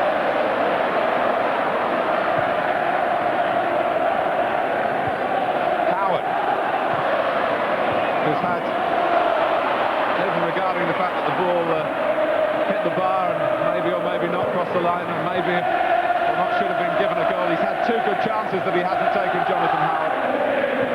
Hignett. There's Juninho throwing his weight about. Considerable it is as well, isn't it? Look at that. Well, we talked about David Ellery giving two penalties at Wembley in that Manchester United-Chelsea final. He's given two here in the semi-final at Old Trafford. And the man who won the sixth round for Chesterfield, that was left out from the start today, is coming on. Chris Beaumont replacing Paul Holland.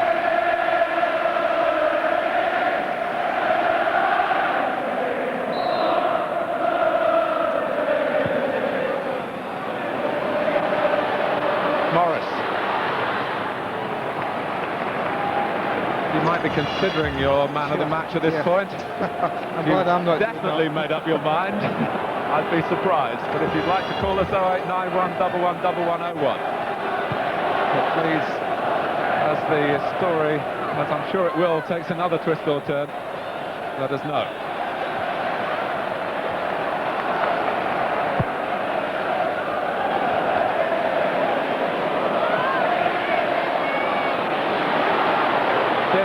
Is Davis. And that was an awkward skip through to Ben Roberts, but he got plenty behind it. He not only hung on, used the ball quickly towards Ravanelli, forced it on to Juninho. Yeah, the players are just wrapped up in this, Mark. There's not a lot any manager can do to get instructions on. The game's just taken over. The pace of it, the tempo. It is a credit to everyone involved. Oh, look at Festa, he's just bombed 20 yards past Juninho. There he is. Festa, Ravanelli. Festa! Corner. A corner. Oh, surely a corner. Well, he's got that one wrong, but it might give us a chance to... Well, look at that. This is definitely a corner. You can see that takes a clear deflection. But maybe we can clear up when he actually blows his whistle. You can see there's no offside there. Definitely, he's not in line. He's not in a position to give that decision, in my opinion. He's pointing. Who's he pointing against, though? That's a strange one. Anything new on that, Mr. Talley, you saw? No, but I would say he had blown.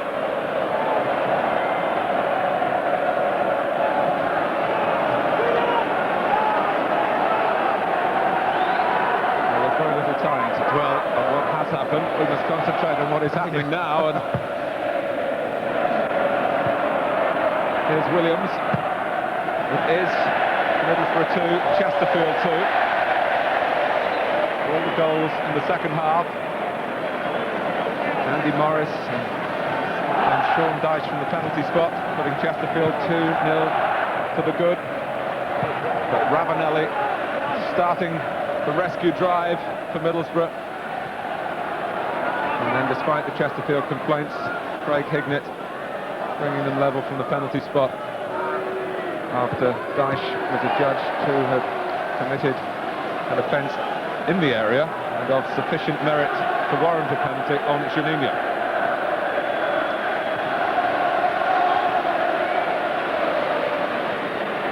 Hignett.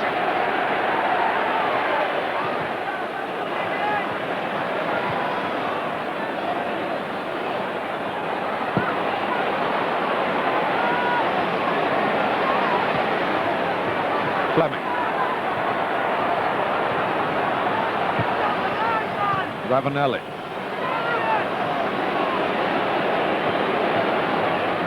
Here's Muster. Challenged by Beaumont. Davis.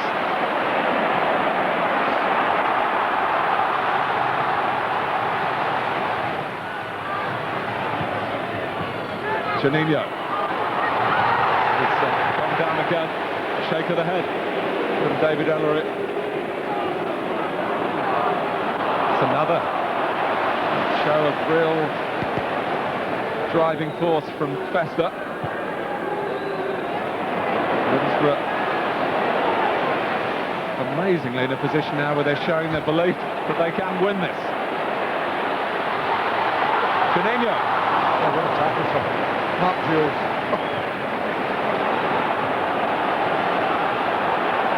Morris. Trying to go around the outside of Vickers, who refused to be passed. Emerson. Juninho. There's a player to the right from Middlesbrough, it's Hignett, but while Juninho was looking up to see him, in went Chris Beaumont with the tackle. Can't thread it forward for Davis.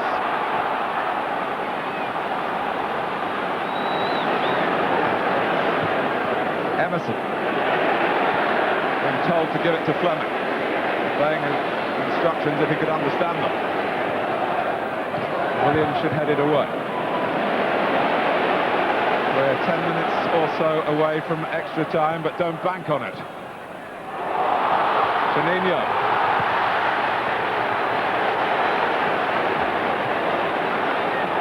Chesterfield have got a player hurt.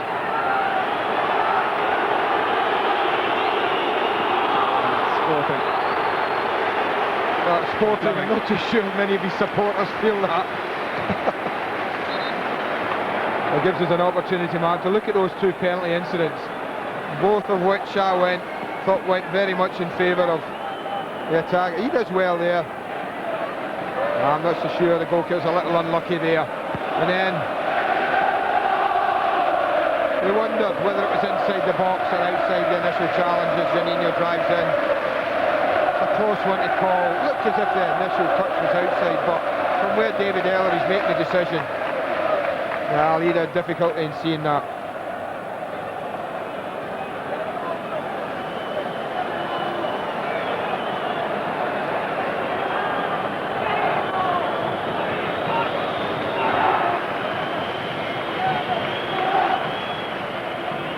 John Duncan and Kevin Randall will wait to see whether Chris Perkins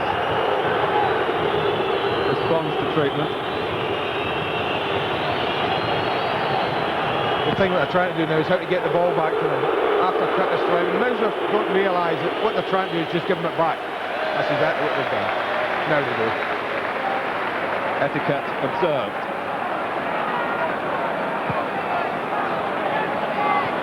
On with the show, and what a show at Old Trafford.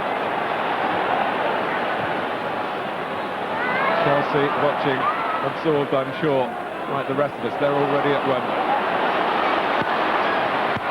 Ravanelli. Hignett. He's made space for the shot, and Mercer. What a save, son. What a save. Great play. Again, look at this, the way they fashion the move. Juninho's running ability, spots Hignett there, Ravanelli. Wasn't hurried, He was prepared to work the angle. Vickers. Got it back out again. Out comes Mercer. Well, he has made some really splendid saves. And given that he was a doubt, certainly earlier in the week, he's served the Chesterfield cause with great distinction. Made 2 great saves from him. One of their more expensive signings, just under 100,000.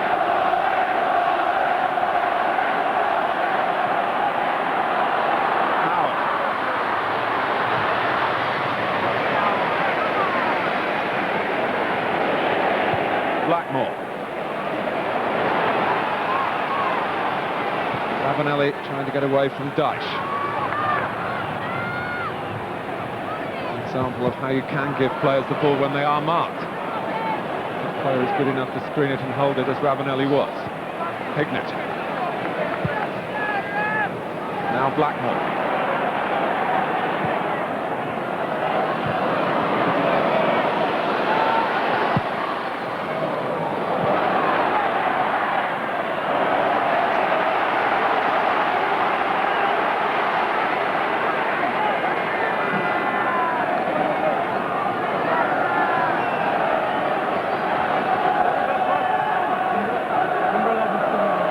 Williams.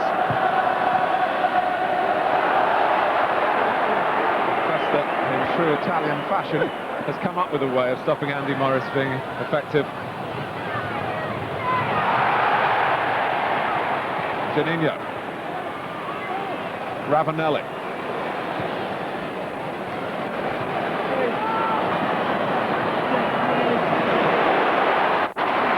Emerson.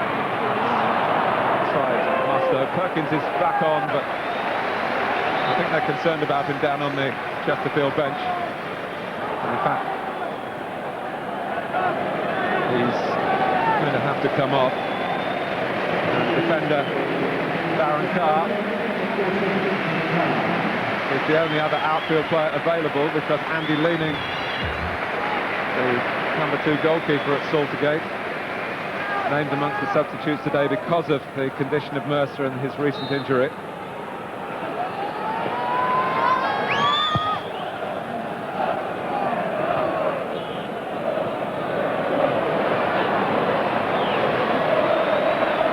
Emerson.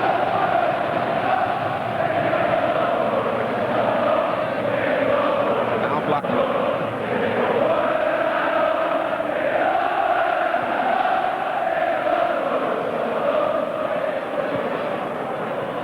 Hignett. Ravanelli stole a yard on Dyche. Fortunately for Chesterfield, the ball dropped on Ravanelli's right foot. Juninho not quite dropping it on Hignett's head. Ravanelli. Juninho. Emerson coming onto it. Howard trying to get it away. Well, now Blackmore has been booked. And David Ellery, I have to say, would have surely shown a yellow card if Blackmore hadn't had an earlier one. Well, I'm glad you said that first, Mark, because that's a yellow card offence, isn't it? Nobody wants to see, particularly me, doesn't want to see players sent off in a game like this. But there's no doubt about it, that would have got the yellow card. It's as simple as that. Maybe another big decision in the game. And that one has gone Middlesbrough's way.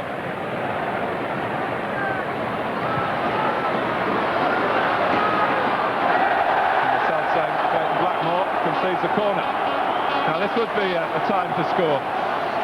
Well, I've had very little action up this part of the field since Ravanelli got Middlesbrough back into it. It's been all Middlesbrough who have dominated possession and territorially.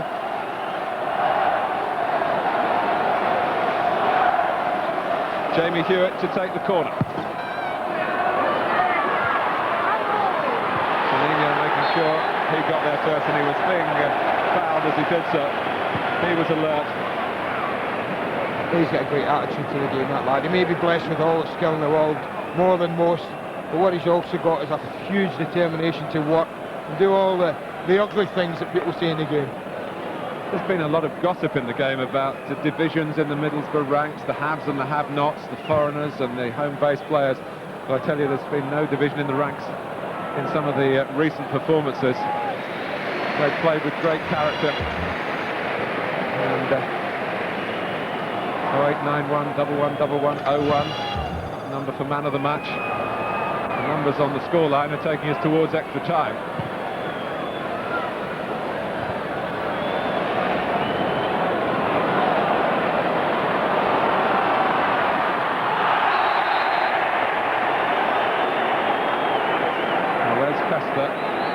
With one of the foreign traits that I totally disapprove of, indicating to the referee that he should produce a yellow card for a member of the opposition. Well, they wouldn't have been doing that a minute ago when it was Clayton Blackmore. Got up and brandished an imaginary card at David Ellery, who thought should have gone to Jonathan Howard.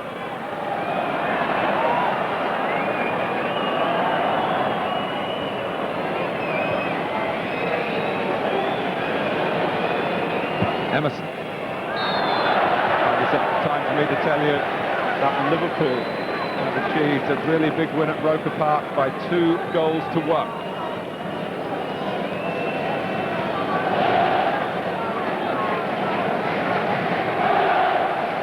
Well, that does set up next Saturday.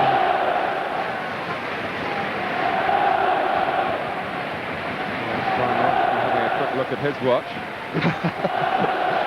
He'd rather be out there playing. And if this was to go to a replay, he might find himself having to play at some point over the rest of the season. Middlesbrough already with a very, very congested end to the season. If they take an extra game on May the 17th, they might not get it if Chesterfield play it well here, but Morris didn't do that. 2 minds, that's all. I think he wanted to shoot initially. I saw Davies just peel off to the right and then get caught in 2 minds between where they're shooting or playing the pass. Must be some tired bodies out there now, Martin. Every one of the players, I'm sure, has been playing from the first whistle, has put absolutely everything into it.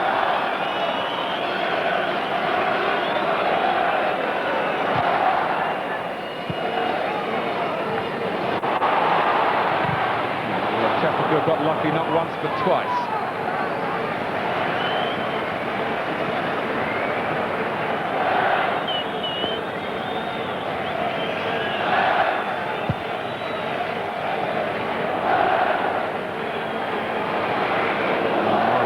Easing it on for Davis.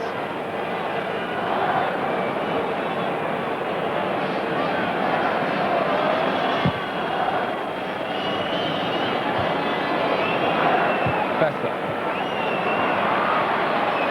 Dyche. Been a tower of strength for Chesterfield. Williams. Morris saying, give me one to loot for, and they've certainly done that. He knocked it back, but not quite into the right area. Hignett.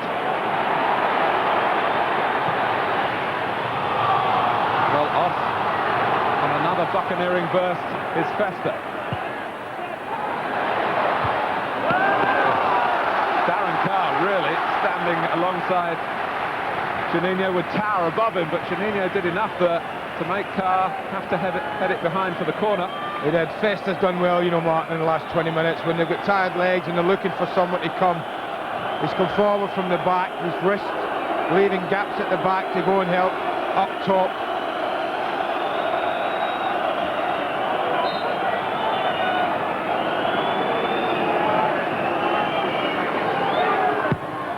This was corner in stoppage time. Morris making sure his arms were well away from that. Fleming.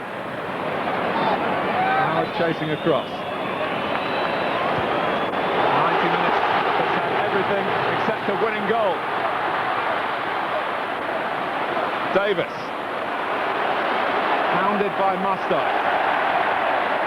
Beaumont gets it to Morris. Oh, and it's behind Davis, who is pretty drained by the effort. And we do go to extra time.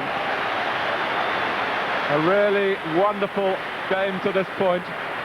And it seemed that Chesterfield were going to Wembley the way the second half started, when Andy Morris not only scored the opening goal of the semi-final, but then earned a penalty. Let's look back as the players regrouped for the extra half an hour. Ben Roberts unlucky in that he made the save from Davis, but Morrison the perfect place. 1-0 to Chesterfield. All this, of course, with Middlesbrough down to 10 men. Kinder sent off in the first half. Morris missed a cool in the circumstances. And then, as Andy Gray was saying, he feels Roberts was a bit unfortunate again there. But a penalty it was. John Duncan delighted, but then he had to sort out a penalty taker. Dyche, the captain, took on the responsibility and produced the goods. And Middlesbrough must have feared the worst. But Brian Robson has not only assembled an expensive team, he's assembled a brave team. Ravanelli. Hope revived. And Clayton Blackmore putting in a splendid pass from the left. Then this incident. When the whistle had gone and the linesman was flagging as though the ball had crossed the line, but the whistle had blown earlier. Another talking point of a major variety. Should it have been a penalty? Whether it should or whether it shouldn't is still a matter for debate. Dyche on Juninho, a penalty it was, and Hignett squeezed it under Mercer. I've been doing the talking, Andy's been doing the looking as that's been going on. Any reason to change your mind on anything that you've said? Martin, I look around and there are a bunch, two teams who are absolutely dead on their feet at the moment. They're absolutely shattered. Middlesbrough had no surprise because there had been a man shot. There were 2 goals down, they've had to work their socks off. And there's no doubt that probably the Premiership side would have been the fitter side. So there's no doubt in Chesterfield's players have probably worked harder in this 90 minutes than they've ever done. So there's 2 very tired sets of footballers out there. You get tired minds and tired bodies. You get mistakes. You get gifted players who can do something, might just win it. Think about Juninho in particular. You know, but you look back, and John Duncan will look back on this incident, and I still don't know what he's given, Martin. There's the shot. Now, there's no offside. You can see Curtis Fleming at the top of the screen playing everybody onside. Right, now, how on earth he's given offside when he's not even in a position to do it? Yeah, but he's in no position to do that. Then the linesman, who's kept his flag down all through that move, puts it up and signals a goal. Then the whistle goes again. Now, I still, for the life of me, don't see how David Ellery, from that position, when he's not in line with the last defender, who's Curtis Fleming, can blow off. That's what he's done for offside, but no doubt Mr. Ellery will inform us. Well, when he's in charge of a major match, he's often the focus of attention. Well, which is a shame in many ways. Too many games are like that, I'm afraid. Big games. We end up talking about referees' decisions. But a lot of football to be played.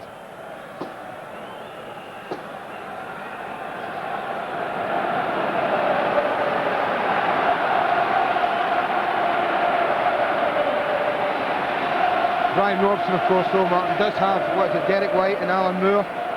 Still 2 players that he can bring on if he needs to freshen things up. So 15 minutes each way, and if nothing decisive happens, it would be a replay at Hillsborough, where Middlesbrough are bound for the next assignment. That FA Cup semi-final replay will take place on April the 22nd, should it be required. So Middlesbrough, who've put out Chester, non-league Hensford. They won at Manchester City, they won at Derby.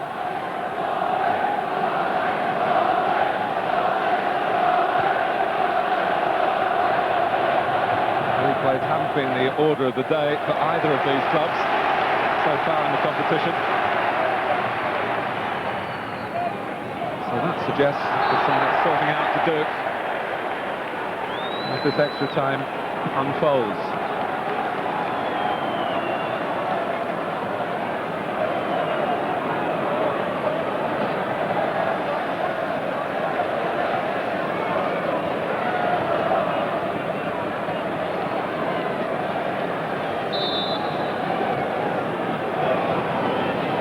Juninho takes the free kick. It's Morris, who's very important in his own penalty area, as in the opponent's. Well, that's good, it's important. Talked about tired minds, but he certainly wasn't there. Good discipline from Andy Morris. It's another set play on the corner for Middlesbrough. Vickers by the near post. Too much. Feigns a touch. Great delivery from Hignett. And all is required here is for Vickers just to get a glancing header on it. And look where the goalkeeper had gone. Anything glanced in near post. Goalkeeper's come out. Look at that. He's committed himself. He's gone. No man's land. As Middlesbrough found out last Sunday, an early goal in extra time doesn't necessarily mean the right result.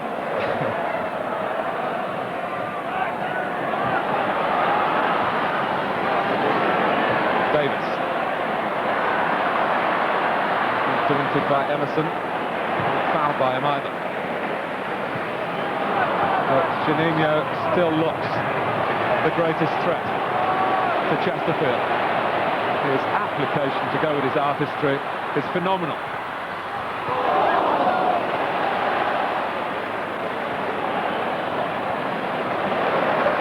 Well, in Brazil they do play all the time. And he's got that sort of attitude, Juninho. Brian Robson relieved that he actually has been left out, Juninho, of Brazil squad for a friendly coming up.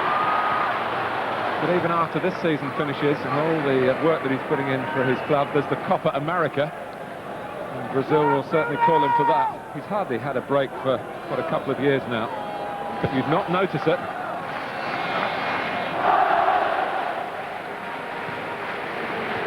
And Juninho with another touch, but the header drops for Dyche.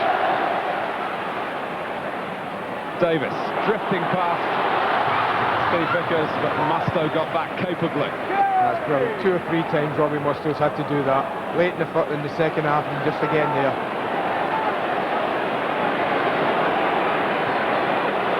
Jules. That's what you call covering. He's given a goal kick. Great covering across from Musto.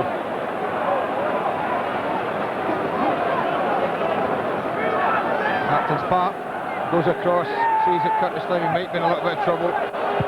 Looks a corner, doesn't it? It certainly does. Chesterfield fans had a very good view of it, trying to get David Ellery to change his mind, which is not an easy thing to do.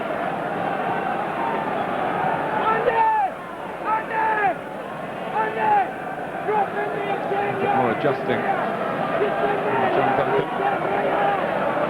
Scott, who came down to England to play for Tottenham in the mid-70s, also served Derby County.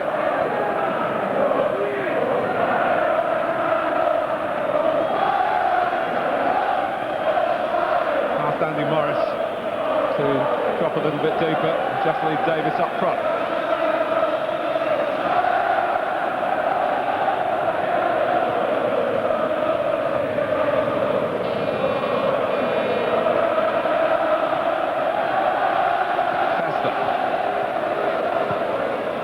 Middlesbrough will want to get it settled today if they can. The remaining fixture list is horrendous congestion.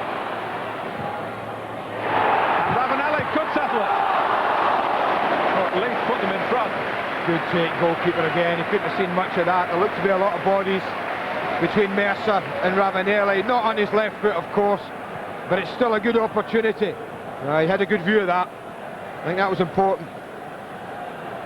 Any little touch, but it's a good reaction save low down to his right.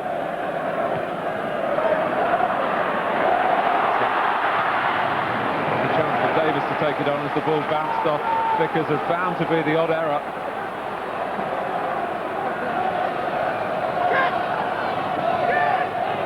It's a ball on for Beaumont from the throw, and Davis didn't see it. Blackmore.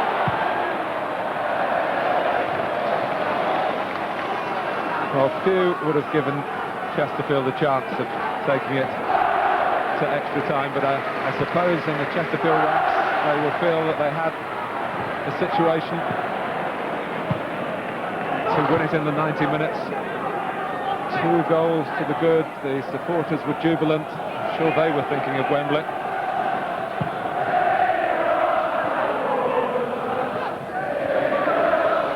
Beaumont. Yeah, I must confess, Martin, I was one of those that fancied Middlesbrough strongly. But it's been an absolutely smashing semi-final, I have to say. Better than I think anyone looking from the outside, any neutral, I think, would have expected it to have been. Those close to Chesterfield will have said to you, don't underestimate our ability to fight and to battle. Now, that can only take you so far against the likes of Juninho and Ravanelli, but they've produced some football of their own and perhaps, surprisingly, some thrust of their own. They're not the greatest goal scorers in their own division. They've been pushing for a playoff place that's probably beyond them now on the back of tremendous defensive record. More penalty shouts. David Emery not out to make it a hat-trick. You know, Festa does climb over people. Certainly a trait that he's picked up in Italy, no doubt about that. But he does climb over the back of people. Ravanelli looking to run in behind people, especially Dyche. He's left him in a tangled heap. Well, he didn't just beat him once, he beat him about 3 or 4 times. It was twist and turn and twist and turn. Wasn't happy that time either. Wasn't happy that time. It's only now when he put him on his backside that he finally decided to do something about it.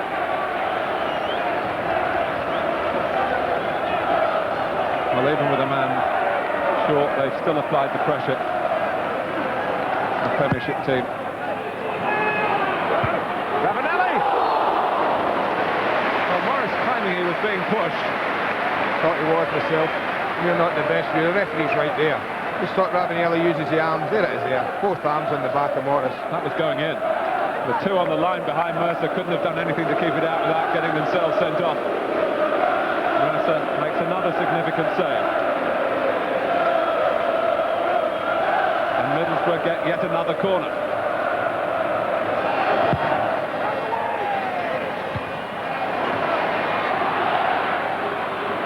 Goes to Juninho in those circumstances like a magnet. Musto. Blackmore. Ravanelli just laying it into the stride of Juninho. He's skipping through. And yet again, applause for Billy Mercer. Well, that's what this team's all about. We've seen him wobbly at the back, but then you see things like this, a little play in and it feeds it off to Juninho's run. That's probably one of the goalkeeper's easier saves. It's straight at him, it's high. You would expect him to save that. Might not even have gone in. It's all Middlesbrough in the first period of extra time.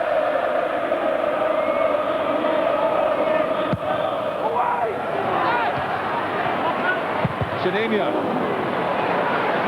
That was a brave block from Curtis. Juninho teasing and taunting again. Ravanelli. Vickers! Oh, it's bounced out. It's in from Festa. And in this epic FA Cup semi-final, Middlesbrough are in front for the first time. 10 minutes into extra time. And the first semblance of a smile from Brian Robson. The little Brazilian again is the one at the back. Look at that. Again he looks for Ravanelli. Vickers thinks he scored. Juninho, frustrated, it goes above him. But what a cool head from a centre-back. A white-hot situation. But Festa controls it, takes his time, and drills it down the middle. What a comeback from Middlesbrough.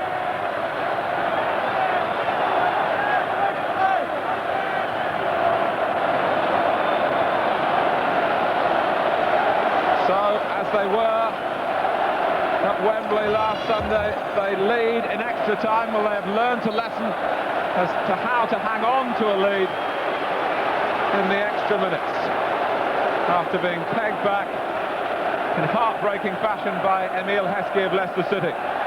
Now it's Chesterfield in the same blue. Out comes Roberts. And announces call now. Just take the time now. Quite right. What a roller coaster, emotional ride it's been. Well, for everybody, even the neutrals, even those holding the microphones, especially the managers.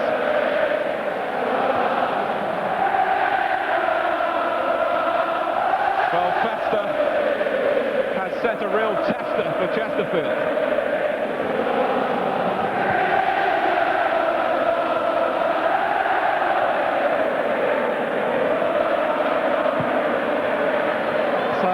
Now their turn, the Division 2 team, to try and prove that they are down but not out.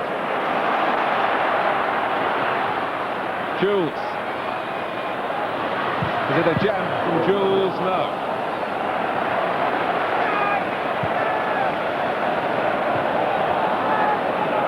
Jules again, challenged by Fleming. Emerson. Where does Juninho get his energy from? Ravanelli sets his sights on his left foot. Usually at least works the goalkeeper, not that time. Well, you talked about halves and half-nots. There's no doubt that this boy has got talent. He has it in abundance. That run, and to be so perceptive at the end of it, to just nick a little ball the way he did into Ravanelli's path. That's a tired shot from the Italian at the end. But no surprise. We talked about being tired for Fabrizio Ravanelli last week, Mark. He must be absolutely shattered today. But I bet he doesn't not want to play on Wednesday. Well, to his credit, many ruled him out for last Wednesday, but not Ravanelli. We know he's got an Achilles tendon problem. He needed an injection at Wembley to get through extra time. Look at the attempts at goal, so you can't dispute Middlesbrough's right to be in front, and they've done it to get some of the egg off Kinder's face.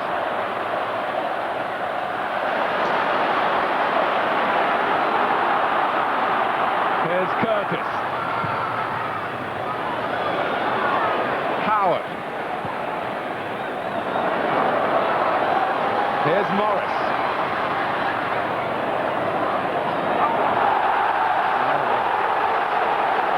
Referee, call him what you will, Alan Sheffield couldn't have been closer to that, to rule that the whole ball didn't go out. Tom Curtis. And Morris has put it behind. Chesterfield are behind.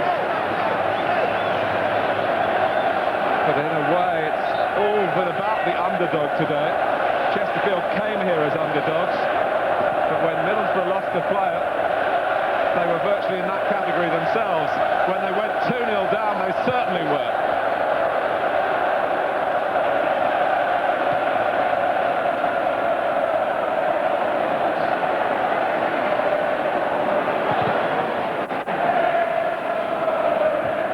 Ravanelli.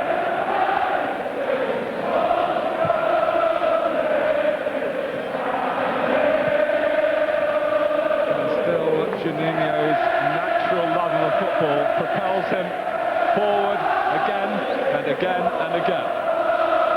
Not a thought in his head about sitting on this lead. He's Brazilian, Martin. He doesn't know how to do those things. Look at that for skill. Turn round, please, said the referee. A turn of events of a significant nature in the first period of extra time. Vickers against the bar and out. Festa under the bar and in.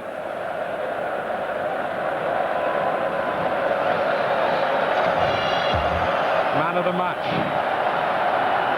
Well, so many candidates, that kind of magnitude to the contest. It's been a privilege to be here, and we've still got 15 minutes to go. One or two taking on liquid on the sidelines. Ravanelli, Juninho, Jonathan Howard came across for a drink. Liquid, man, I should think we should be wanting oxygen, not liquid, those lads, eh?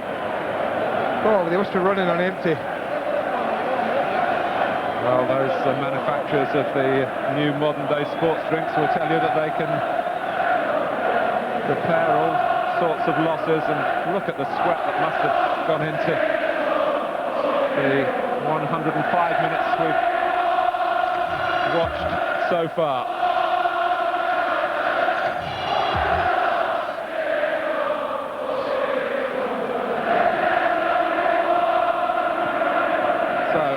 Middlesbrough going to go back to Wembley. The only thing I'll say is, when I say the cup final, the one thing that will keep Chesterfield going is the fact that Middlesbrough have conceded, what, 61 goals I think it is now this season.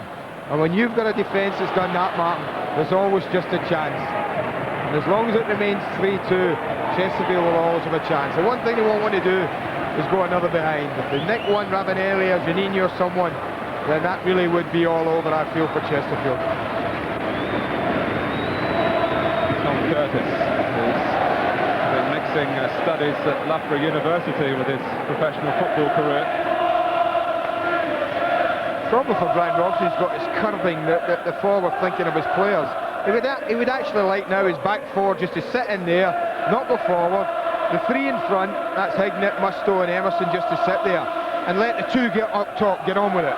The quality of themselves. But you can bet Emerson will go and try and join in, and Hignett will go and try and join in. I'm not so sure Fest will do so much of that now. He's done his bit. And it wasn't the first attempt at trying, was it? He'd been on the surge a few times. But I think what we've seen is that quality can outshine quantity. Chesterfield with the extra man. Middlesbrough with the extra ability.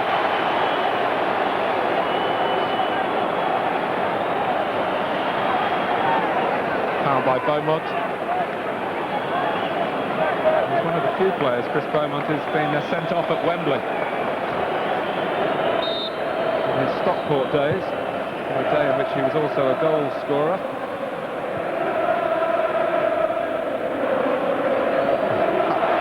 Juninho at his most impish.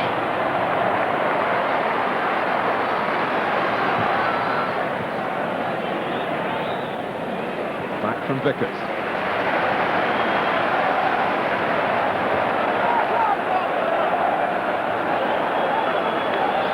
Carr coming in to challenge Roberts to make him kick.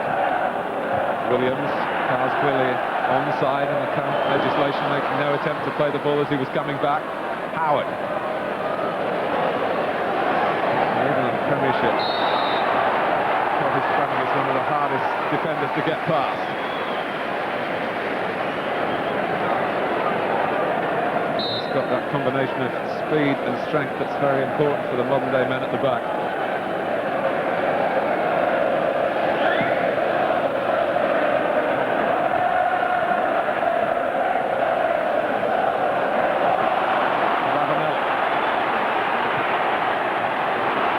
Juninho one-on-one with Williams. He's made light of that. It's Juninho. Well, it would be an appropriate way to ensure a place in the FA Cup final. His contribution deserves a goal, no doubt about that. Watch Ravanelli though. He's played the ball now. We talked about tired legs. And who's going to pop up here, edge of the penalty spot? Look at that. Ravanelli wanted it back badly. There's no doubt I thought that Juninho was going to skip past the defender. The shot wasn't in keeping with his usual quality. This is Davis starting in, trying to take the shot early, hoping to catch Roberts on the way out. Didn't catch the ball well enough. A warning shot across the Middlesbrough bows though. But they've just got to get the ball to this fella. Ravanelli couldn't respond with the return pass. And the Middlesbrough fans look away from the game to honour Juninho as he jogs back in front of them. They're bowing to him. And well they might.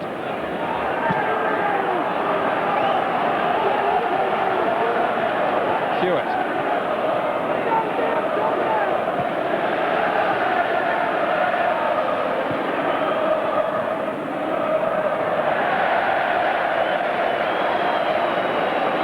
Martin O'Neill won't mind Middlesbrough having to go through another period of extra time, will it?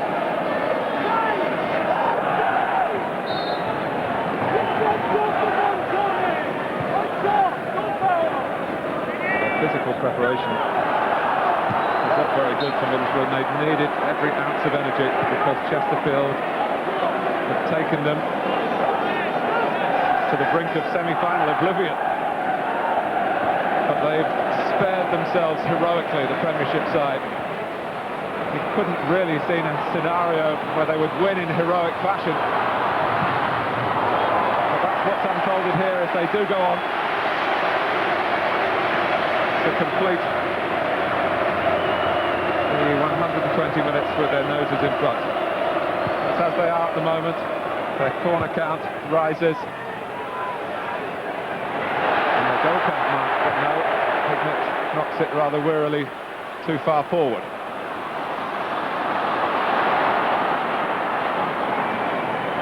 Beaumont. With a sure touch, and Howard provided. Hewitt. Darren Carr with some height in the centre, but it's not a particularly good cross in the circumstances. Beaumont. Out comes Ravanelli. Still motoring. I just toss this in. Jules gets past him though. He's still motoring too. And play it to Curtis. It went behind him, but Curtis trying to swing into a shot to give the ball some curl. It didn't curl. A lot of bodies in there as well. It's a good run when it comes to Curtis. Well, just turn, hit and hope that.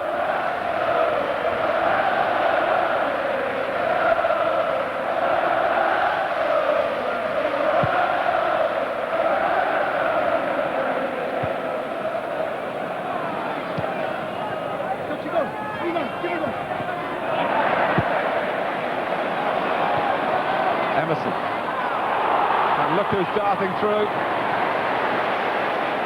Juninho couldn't quite get through Norton Davis here.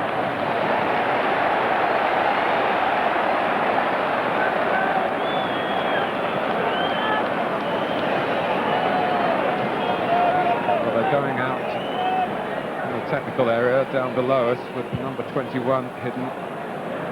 Get Alan Moore on for the time that remains in place of Craig Hignett.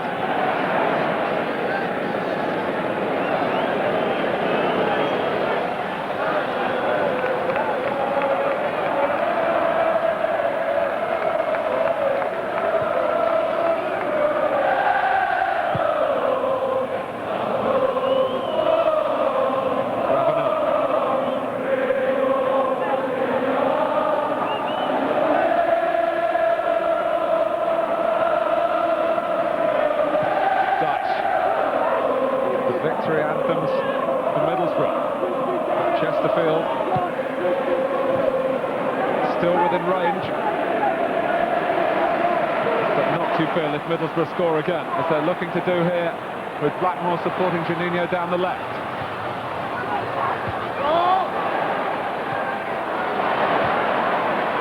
Curtis did well to get between the two and find a path up to Davis.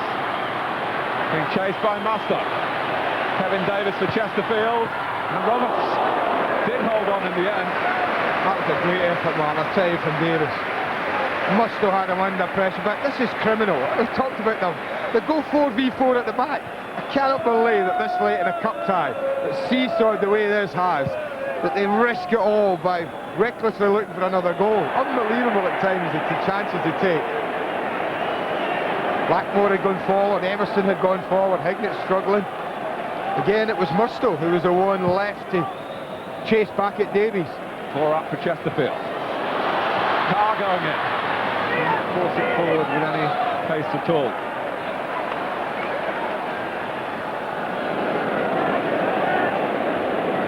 Hignett.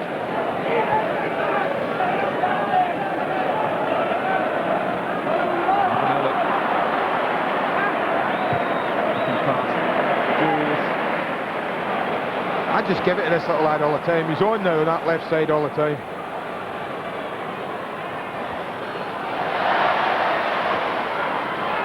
Well, you think that all the sports scientists watching would want to know what makes him tick. It's almost as if he's transistorized with some technical aid. Everyone else is flagging and fading from time to time, needing a breather. Hignett's breather comes now of a permanent nature because he's going off.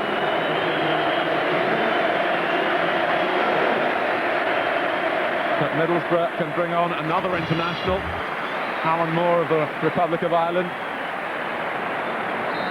Just to remind you of the gulf in resources between the two clubs on a day when it's been the narrowest of divides out on the pitch.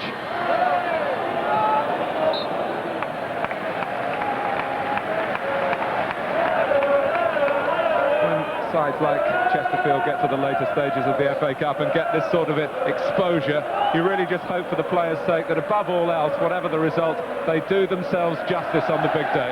Andy, they've certainly done that. Oh, and more. This is up and beyond the call of duty for Chesterfield, Mark. They lose this game, I think they'll get the greatest round of applause ever from the fans, and they should. They have to applaud it going for what they put into this game. Questions that they've asked Middlesbrough. Their performance in general has been a high standard. Middlesbrough couldn't have had tougher opponents today. Emerson played that blind.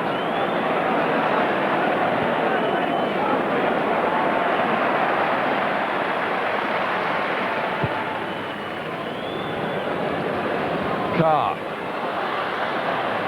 shots Chesterfield's way for a moment, but Hewitt couldn't get it to Carr. Fleming sorted that.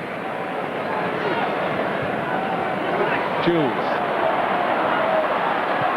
Hewitt, Morris, go on one other, can it? No more intervening. Ravanelli is so good at buying his teammates time. He did one of those passes earlier in the game. It was cut out. This time it was a bit better. And although Williams got to Juninho, he could only foul him.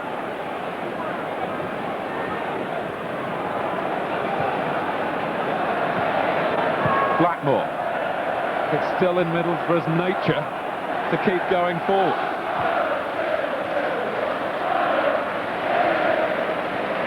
Hewitt.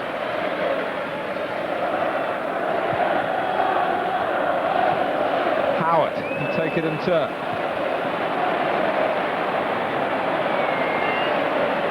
Davis. When you're tired, the brain goes, and making the right decision is difficult. But they've got players forward here, Chesterfield. Davis. And who did that hit? David Ellery says it was Pester, I think. Certainly given the corner. So now Middlesbrough's nerves are jangling. They've hauled their way back right from the abyss of defeat to the verge of victory. But Chesterfield refuse to lie down. Dyche. I must have did well there, Mark. Knew he wasn't going to win it in the air, but just edged the Chesterfield skipper just as he was about to head the ball.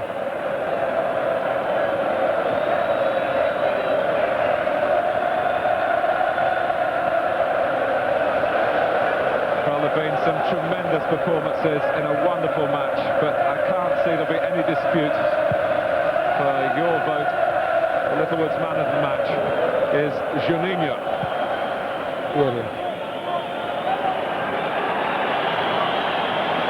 You'd go along with that?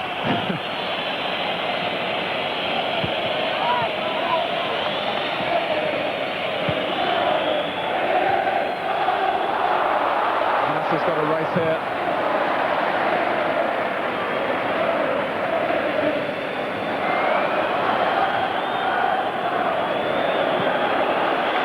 Beaumont. Good early cross. Very good early cross. Hewitt! Jamie Hewitt! The lad from Chesterfield has equalised for Chesterfield in the 119th minute.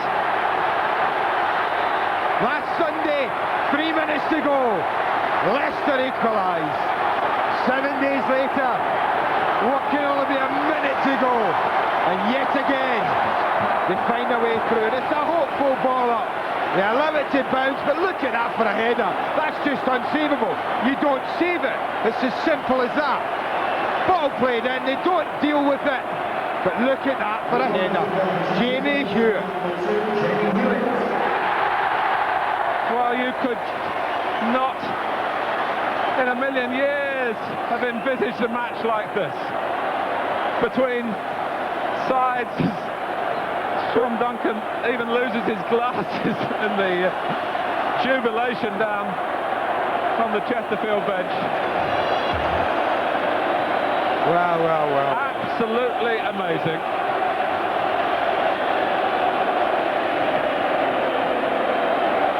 Well, we said it couldn't happen twice, it has done.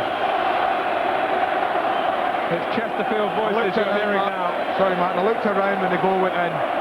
Ravanelli was flat on his back. Janino and Emerson flat on their back. Absolutely distraught. 0-0 at half-time. 2-2 at regulation time. 3-2 halfway through extra time.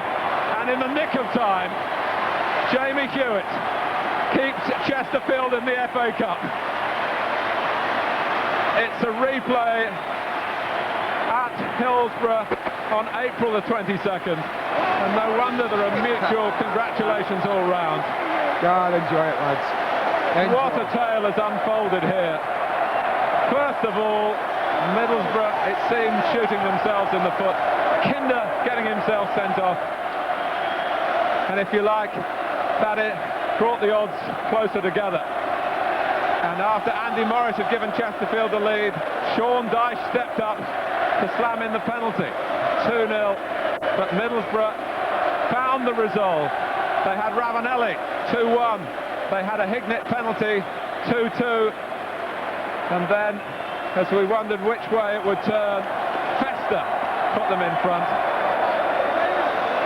And Middlesbrough, in extra time, were pipped at the post or caught at the post, should I say, by Leicester last Sunday. And they've been caught at the post by Jamie Hewitt of Chesterfield. Wow, that's Chris Beaumont's cross. Yeah. That's mine, says Hewitt. Unforgettable.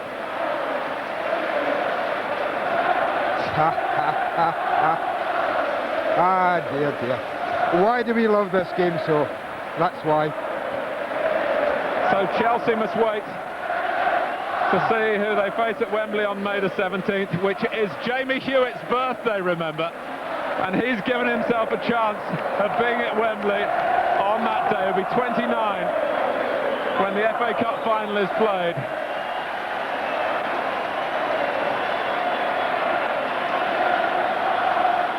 Amazing scenes. Truly tremendous. Every superlative you can think of. And we'll go through it all again in Sheffield in what, 9 days' time. Middlesbrough 3, Chesterfield 3. And the Borough are going to put their supporters through every emotion there is before they finish this season. A wonderful day out for John Duncan and Chesterfield. 3-3, the equaliser, 65 seconds from the end. Extraordinary afternoon at Old Trafford. So much to talk about, to look back on at Old Trafford here and in the Premier League today.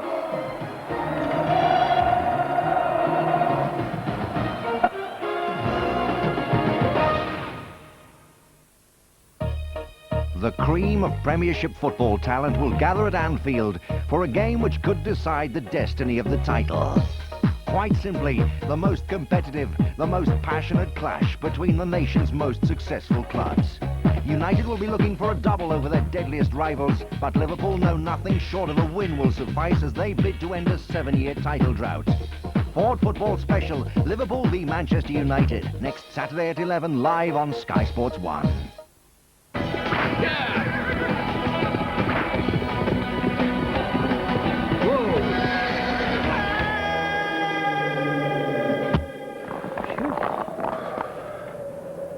Hi.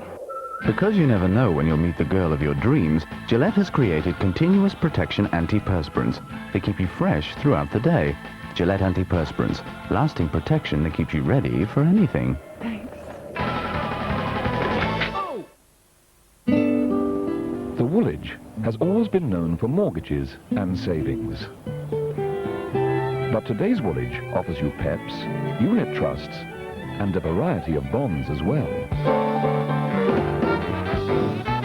And now with the Woolwich, you can not only insure your house and its contents, but your car, your holiday, and even your life.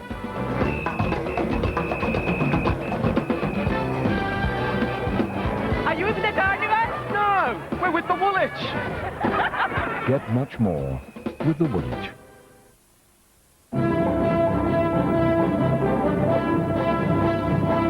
Imagine a place of your own. A relaxing space.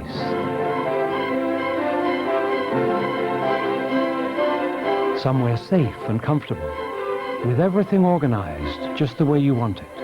Then imagine it had a 5-cylinder 20-valve engine with the power to transport you swiftly and effortlessly wherever you want to go. The 5-cylinder Fiat Marea and Marea Weekend, a space of your own. Call 0800 71 7000 for more information. Oh. Hello. Now it is big. Now so small. Small spot big. Huge. Mini cheddars. Or are they? Running around, robbing banks, all whacked on the stupid stacks. Stick 'em up, north is the fun-loving criminal. Stick 'em up, north is the fun-loving criminal.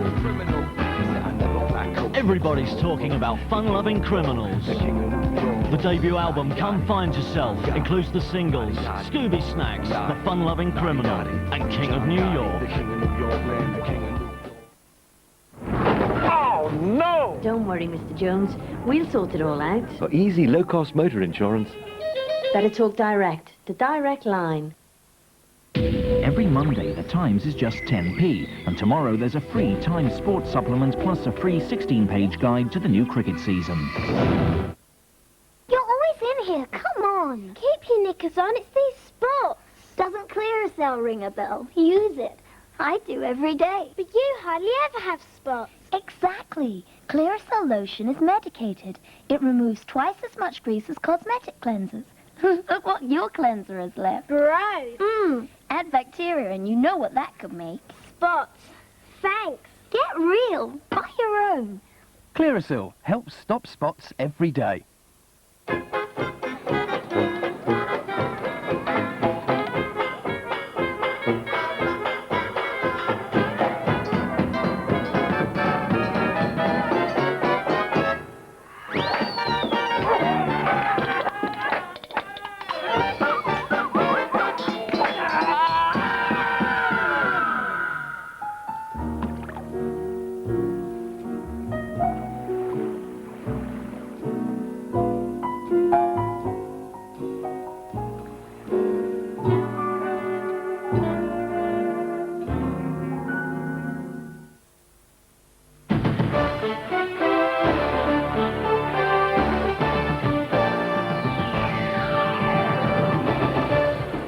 Well, they can't believe that. Twice in a week. Wembley last Sunday, and Leicester City did them. What was it, 3 minutes from the end of extra time for a 1-1. And here, this afternoon at Old Trafford, the most extraordinary FA Cup semi-final that swung first one way and then another. This time 65 seconds from the end. And Middlesbrough had drawn another big day.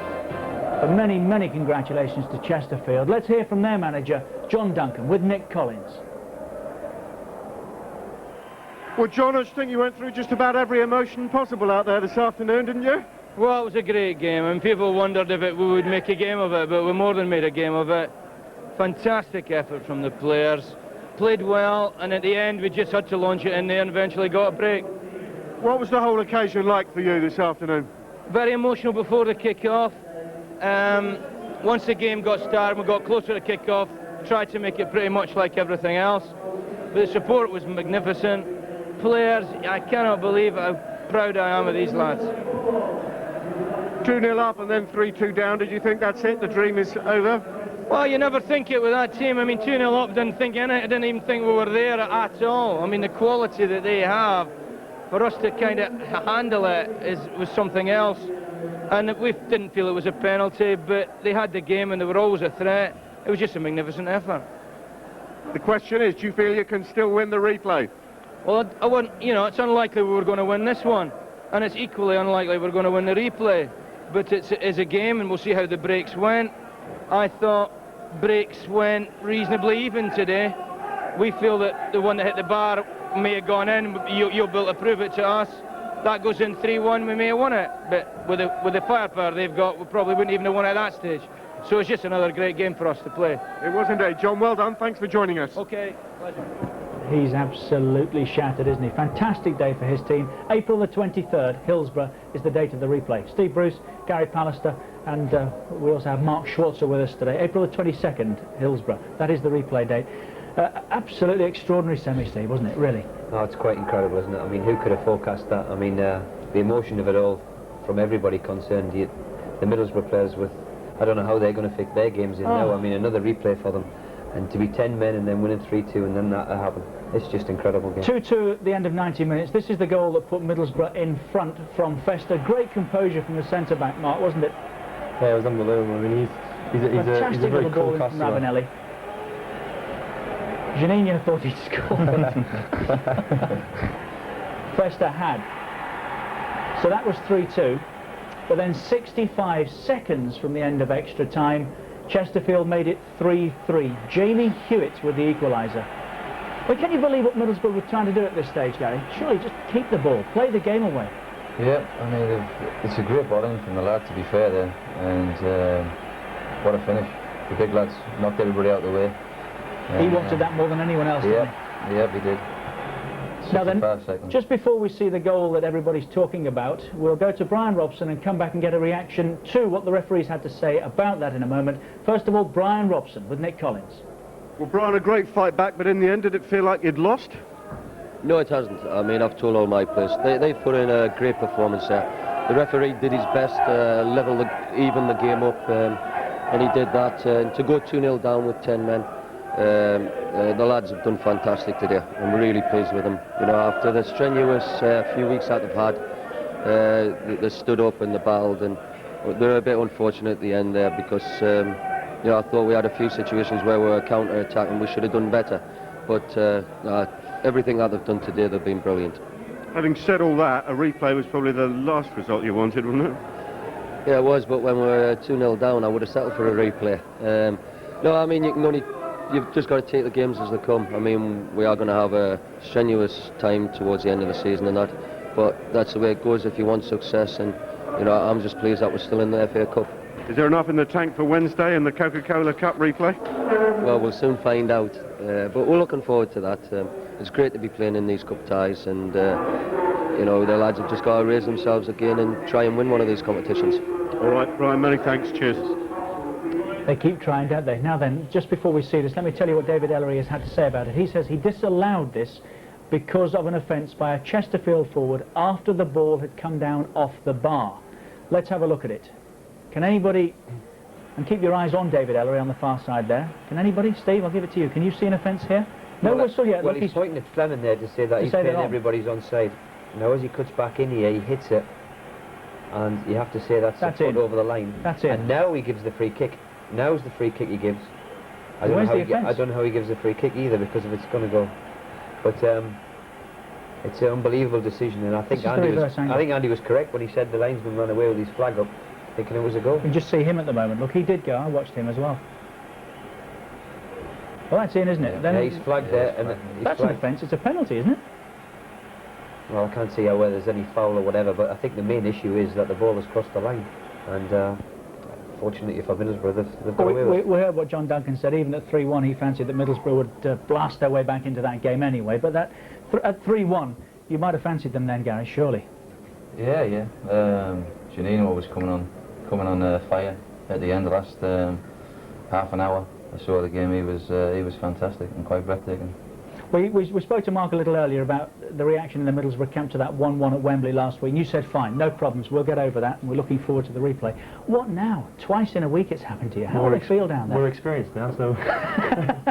So this is no problem? Yeah, I mean, that was probably one of the most... I mean, I don't know, I think it was probably more disappointing than last week's, really. I mean, to go so close again with this time one player less and fight back from 2-0 down was an absolute phenomenal I must say, I was like performance. Andy. I was looking around when the equaliser went in. Janino was on his back. Ravanelli on the far side was on his back. I mean, they really couldn't believe it, could they? Yeah, definitely. I mean, we all realise, you know, the amount of games that are coming up as well in the next couple of weeks. So, I mean, it's the last thing we really wanted to be having an extra game. So, you know, and obviously, like I said, you know, the performance to get back from 2-0 down to that situation and still lose it in like 65 seconds to go is bitterly disappointing. Credit to everybody involved, it really was, and we'll be talking about it up until the time that they replay. But we do have one finalist. This is what happened at Highbury earlier. Chelsea against Wimbledon. Match commentator Alan Parry.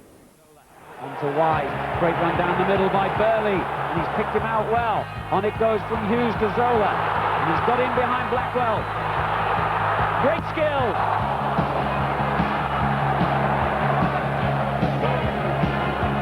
Hardly in possession. And he's beaten Clark. It's a good ball in too. Robiel's header. And the Burke again looks to spread play quickly and early. Zola. That's a lovely little ball by Zola. Well placed in the middle is Burley, and it comes to Hughes. Chelsea take the lead 3 minutes before half-time. Mark Hughes the scorer. It was a brilliant little ball. Wise's cross.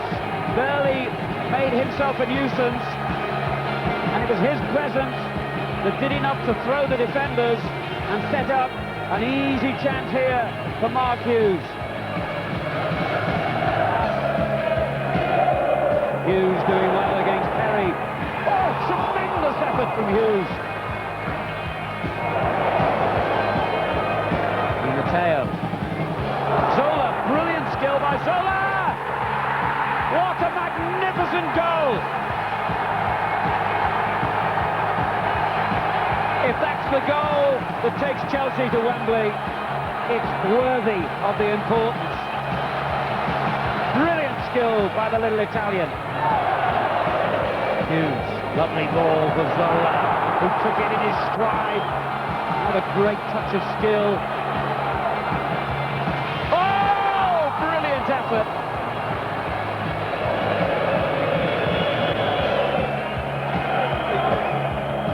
Suddenly it breaks to Hughes, who's onside. Can he put the icing on the cake? He can.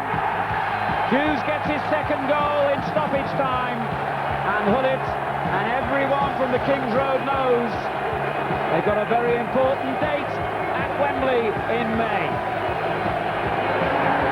It's all over, and Chelsea deservedly take their place in the FA Cup final.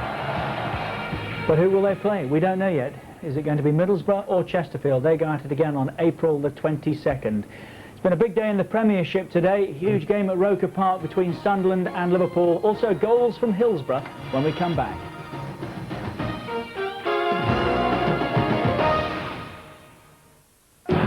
This summer, South Africa will hear the sound of the British Lions roar.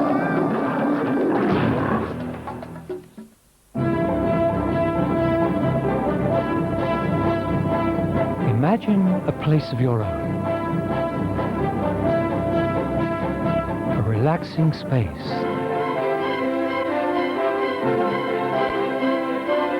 Somewhere safe and comfortable, with everything organized just the way you want it.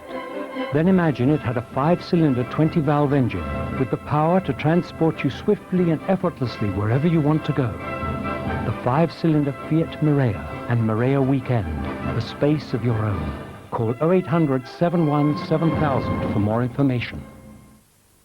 This is Ronseal Quick Drying Wood Stain. It's a wood stain from Ronseal that's quick drying. It protects your wood and is rainproof in about 30 minutes, which means in about 30 minutes your wood is rainproof and protected. So if you want your wood stain to dry quickly, use Ronseal Quick Drying Wood Stain. It does exactly what it says on the tin.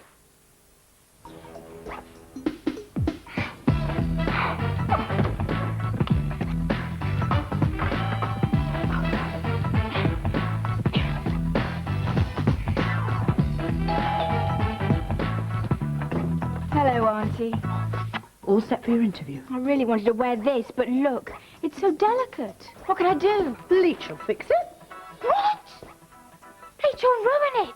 Don't worry. It's a gentle bleach called Ace. It's not like normal bleaches. It's for all your laundry, even delicate things like this.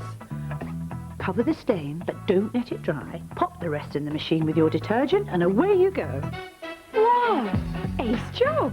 Well, let's hope it leads to an Ace job for you. New Ace, the safest type of bleach for all your laundry, even delicates. Do not adjust your set. The things you need to get your home and garden in shape this spring really are coming down at Argos. Discover all the price cuts and how much you can save. Pick up this booklet now.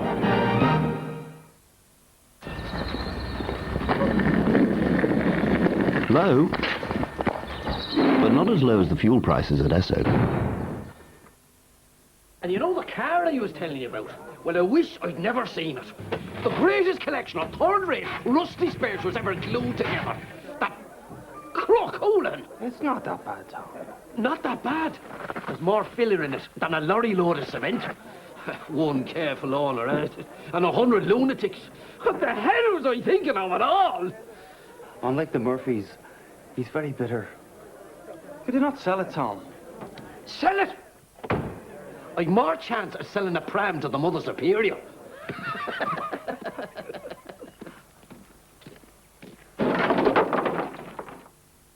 Tonight, Hey, Lise, they're adding a new character to Itchy and Scratchy. it's a brand new Simpsons. Adding a new character is often a desperate attempt to boost low ratings. Yo, how's the hanging, everybody? Morning, Roy. A brand new Simpsons tonight at 6 on Sky 1 Super Sunday.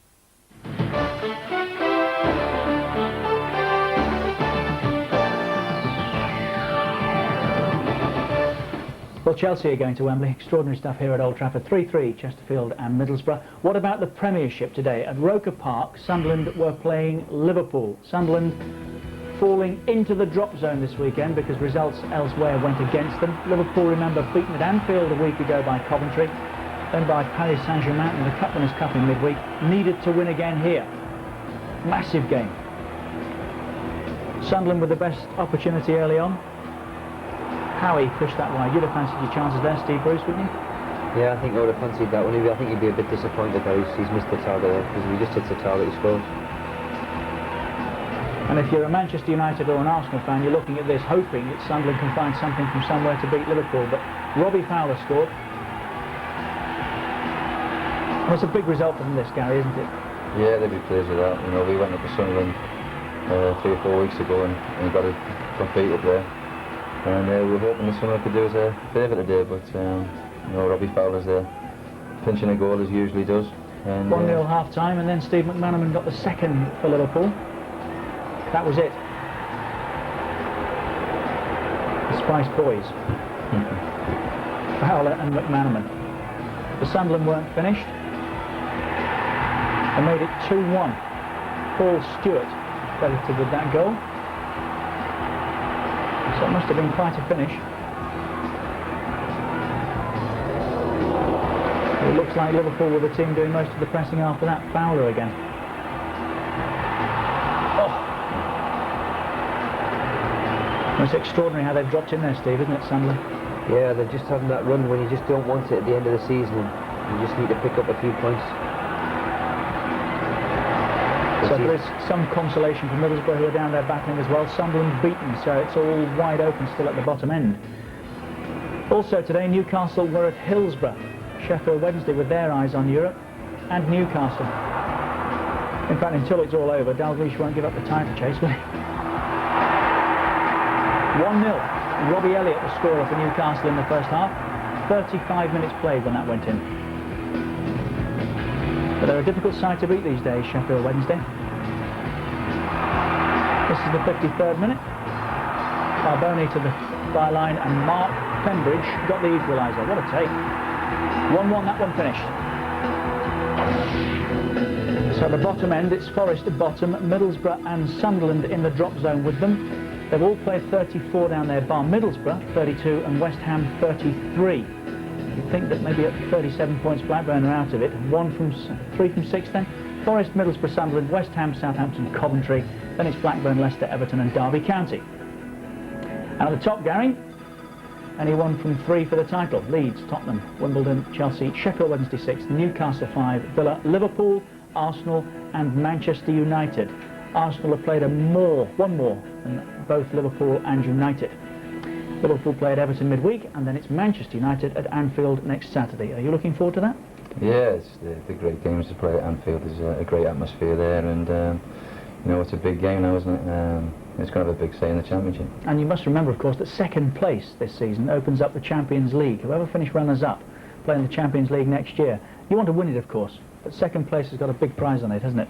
Yeah, it has, but I mean, there's, you know, you're going to be good if you finish second after a season of hard work, so you know, that's all 3 teams are setting the sights on. It'd be nice to be in the European Cup, but winning the Premiership is what it's all about. And Chesterfield and Middlesbrough meet up again week Tuesday. Are you looking forward to that? I mean, will your nerves take it? Yeah, I think so. I mean, it's very difficult to sit on the sidelines and watch a game, especially a game like this one was today, you know. But I think, you know, with the run of games that we've got over the next couple of weeks, you know, it could be a positive for us or a negative. You never know. It just depends what sort of run you get going. Wait to see. That's I'll right. tell you something, we're already looking forward to it. Thank you very much for joining us. Appreciate it today, Mark. No and problem, Gary and Steve, of course, good to see you.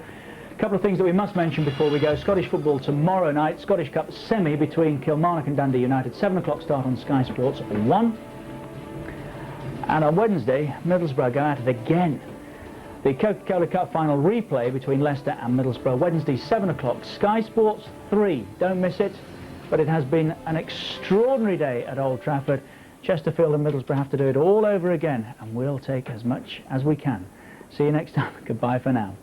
Well, there's a bridge and there's a river that I still must cross as I'm going on my journey.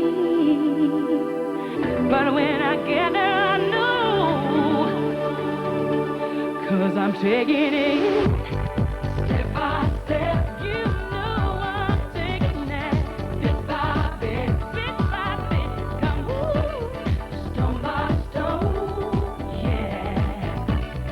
Brick by brick, by brick by brick by brick. Step by step, step by step. Day by day.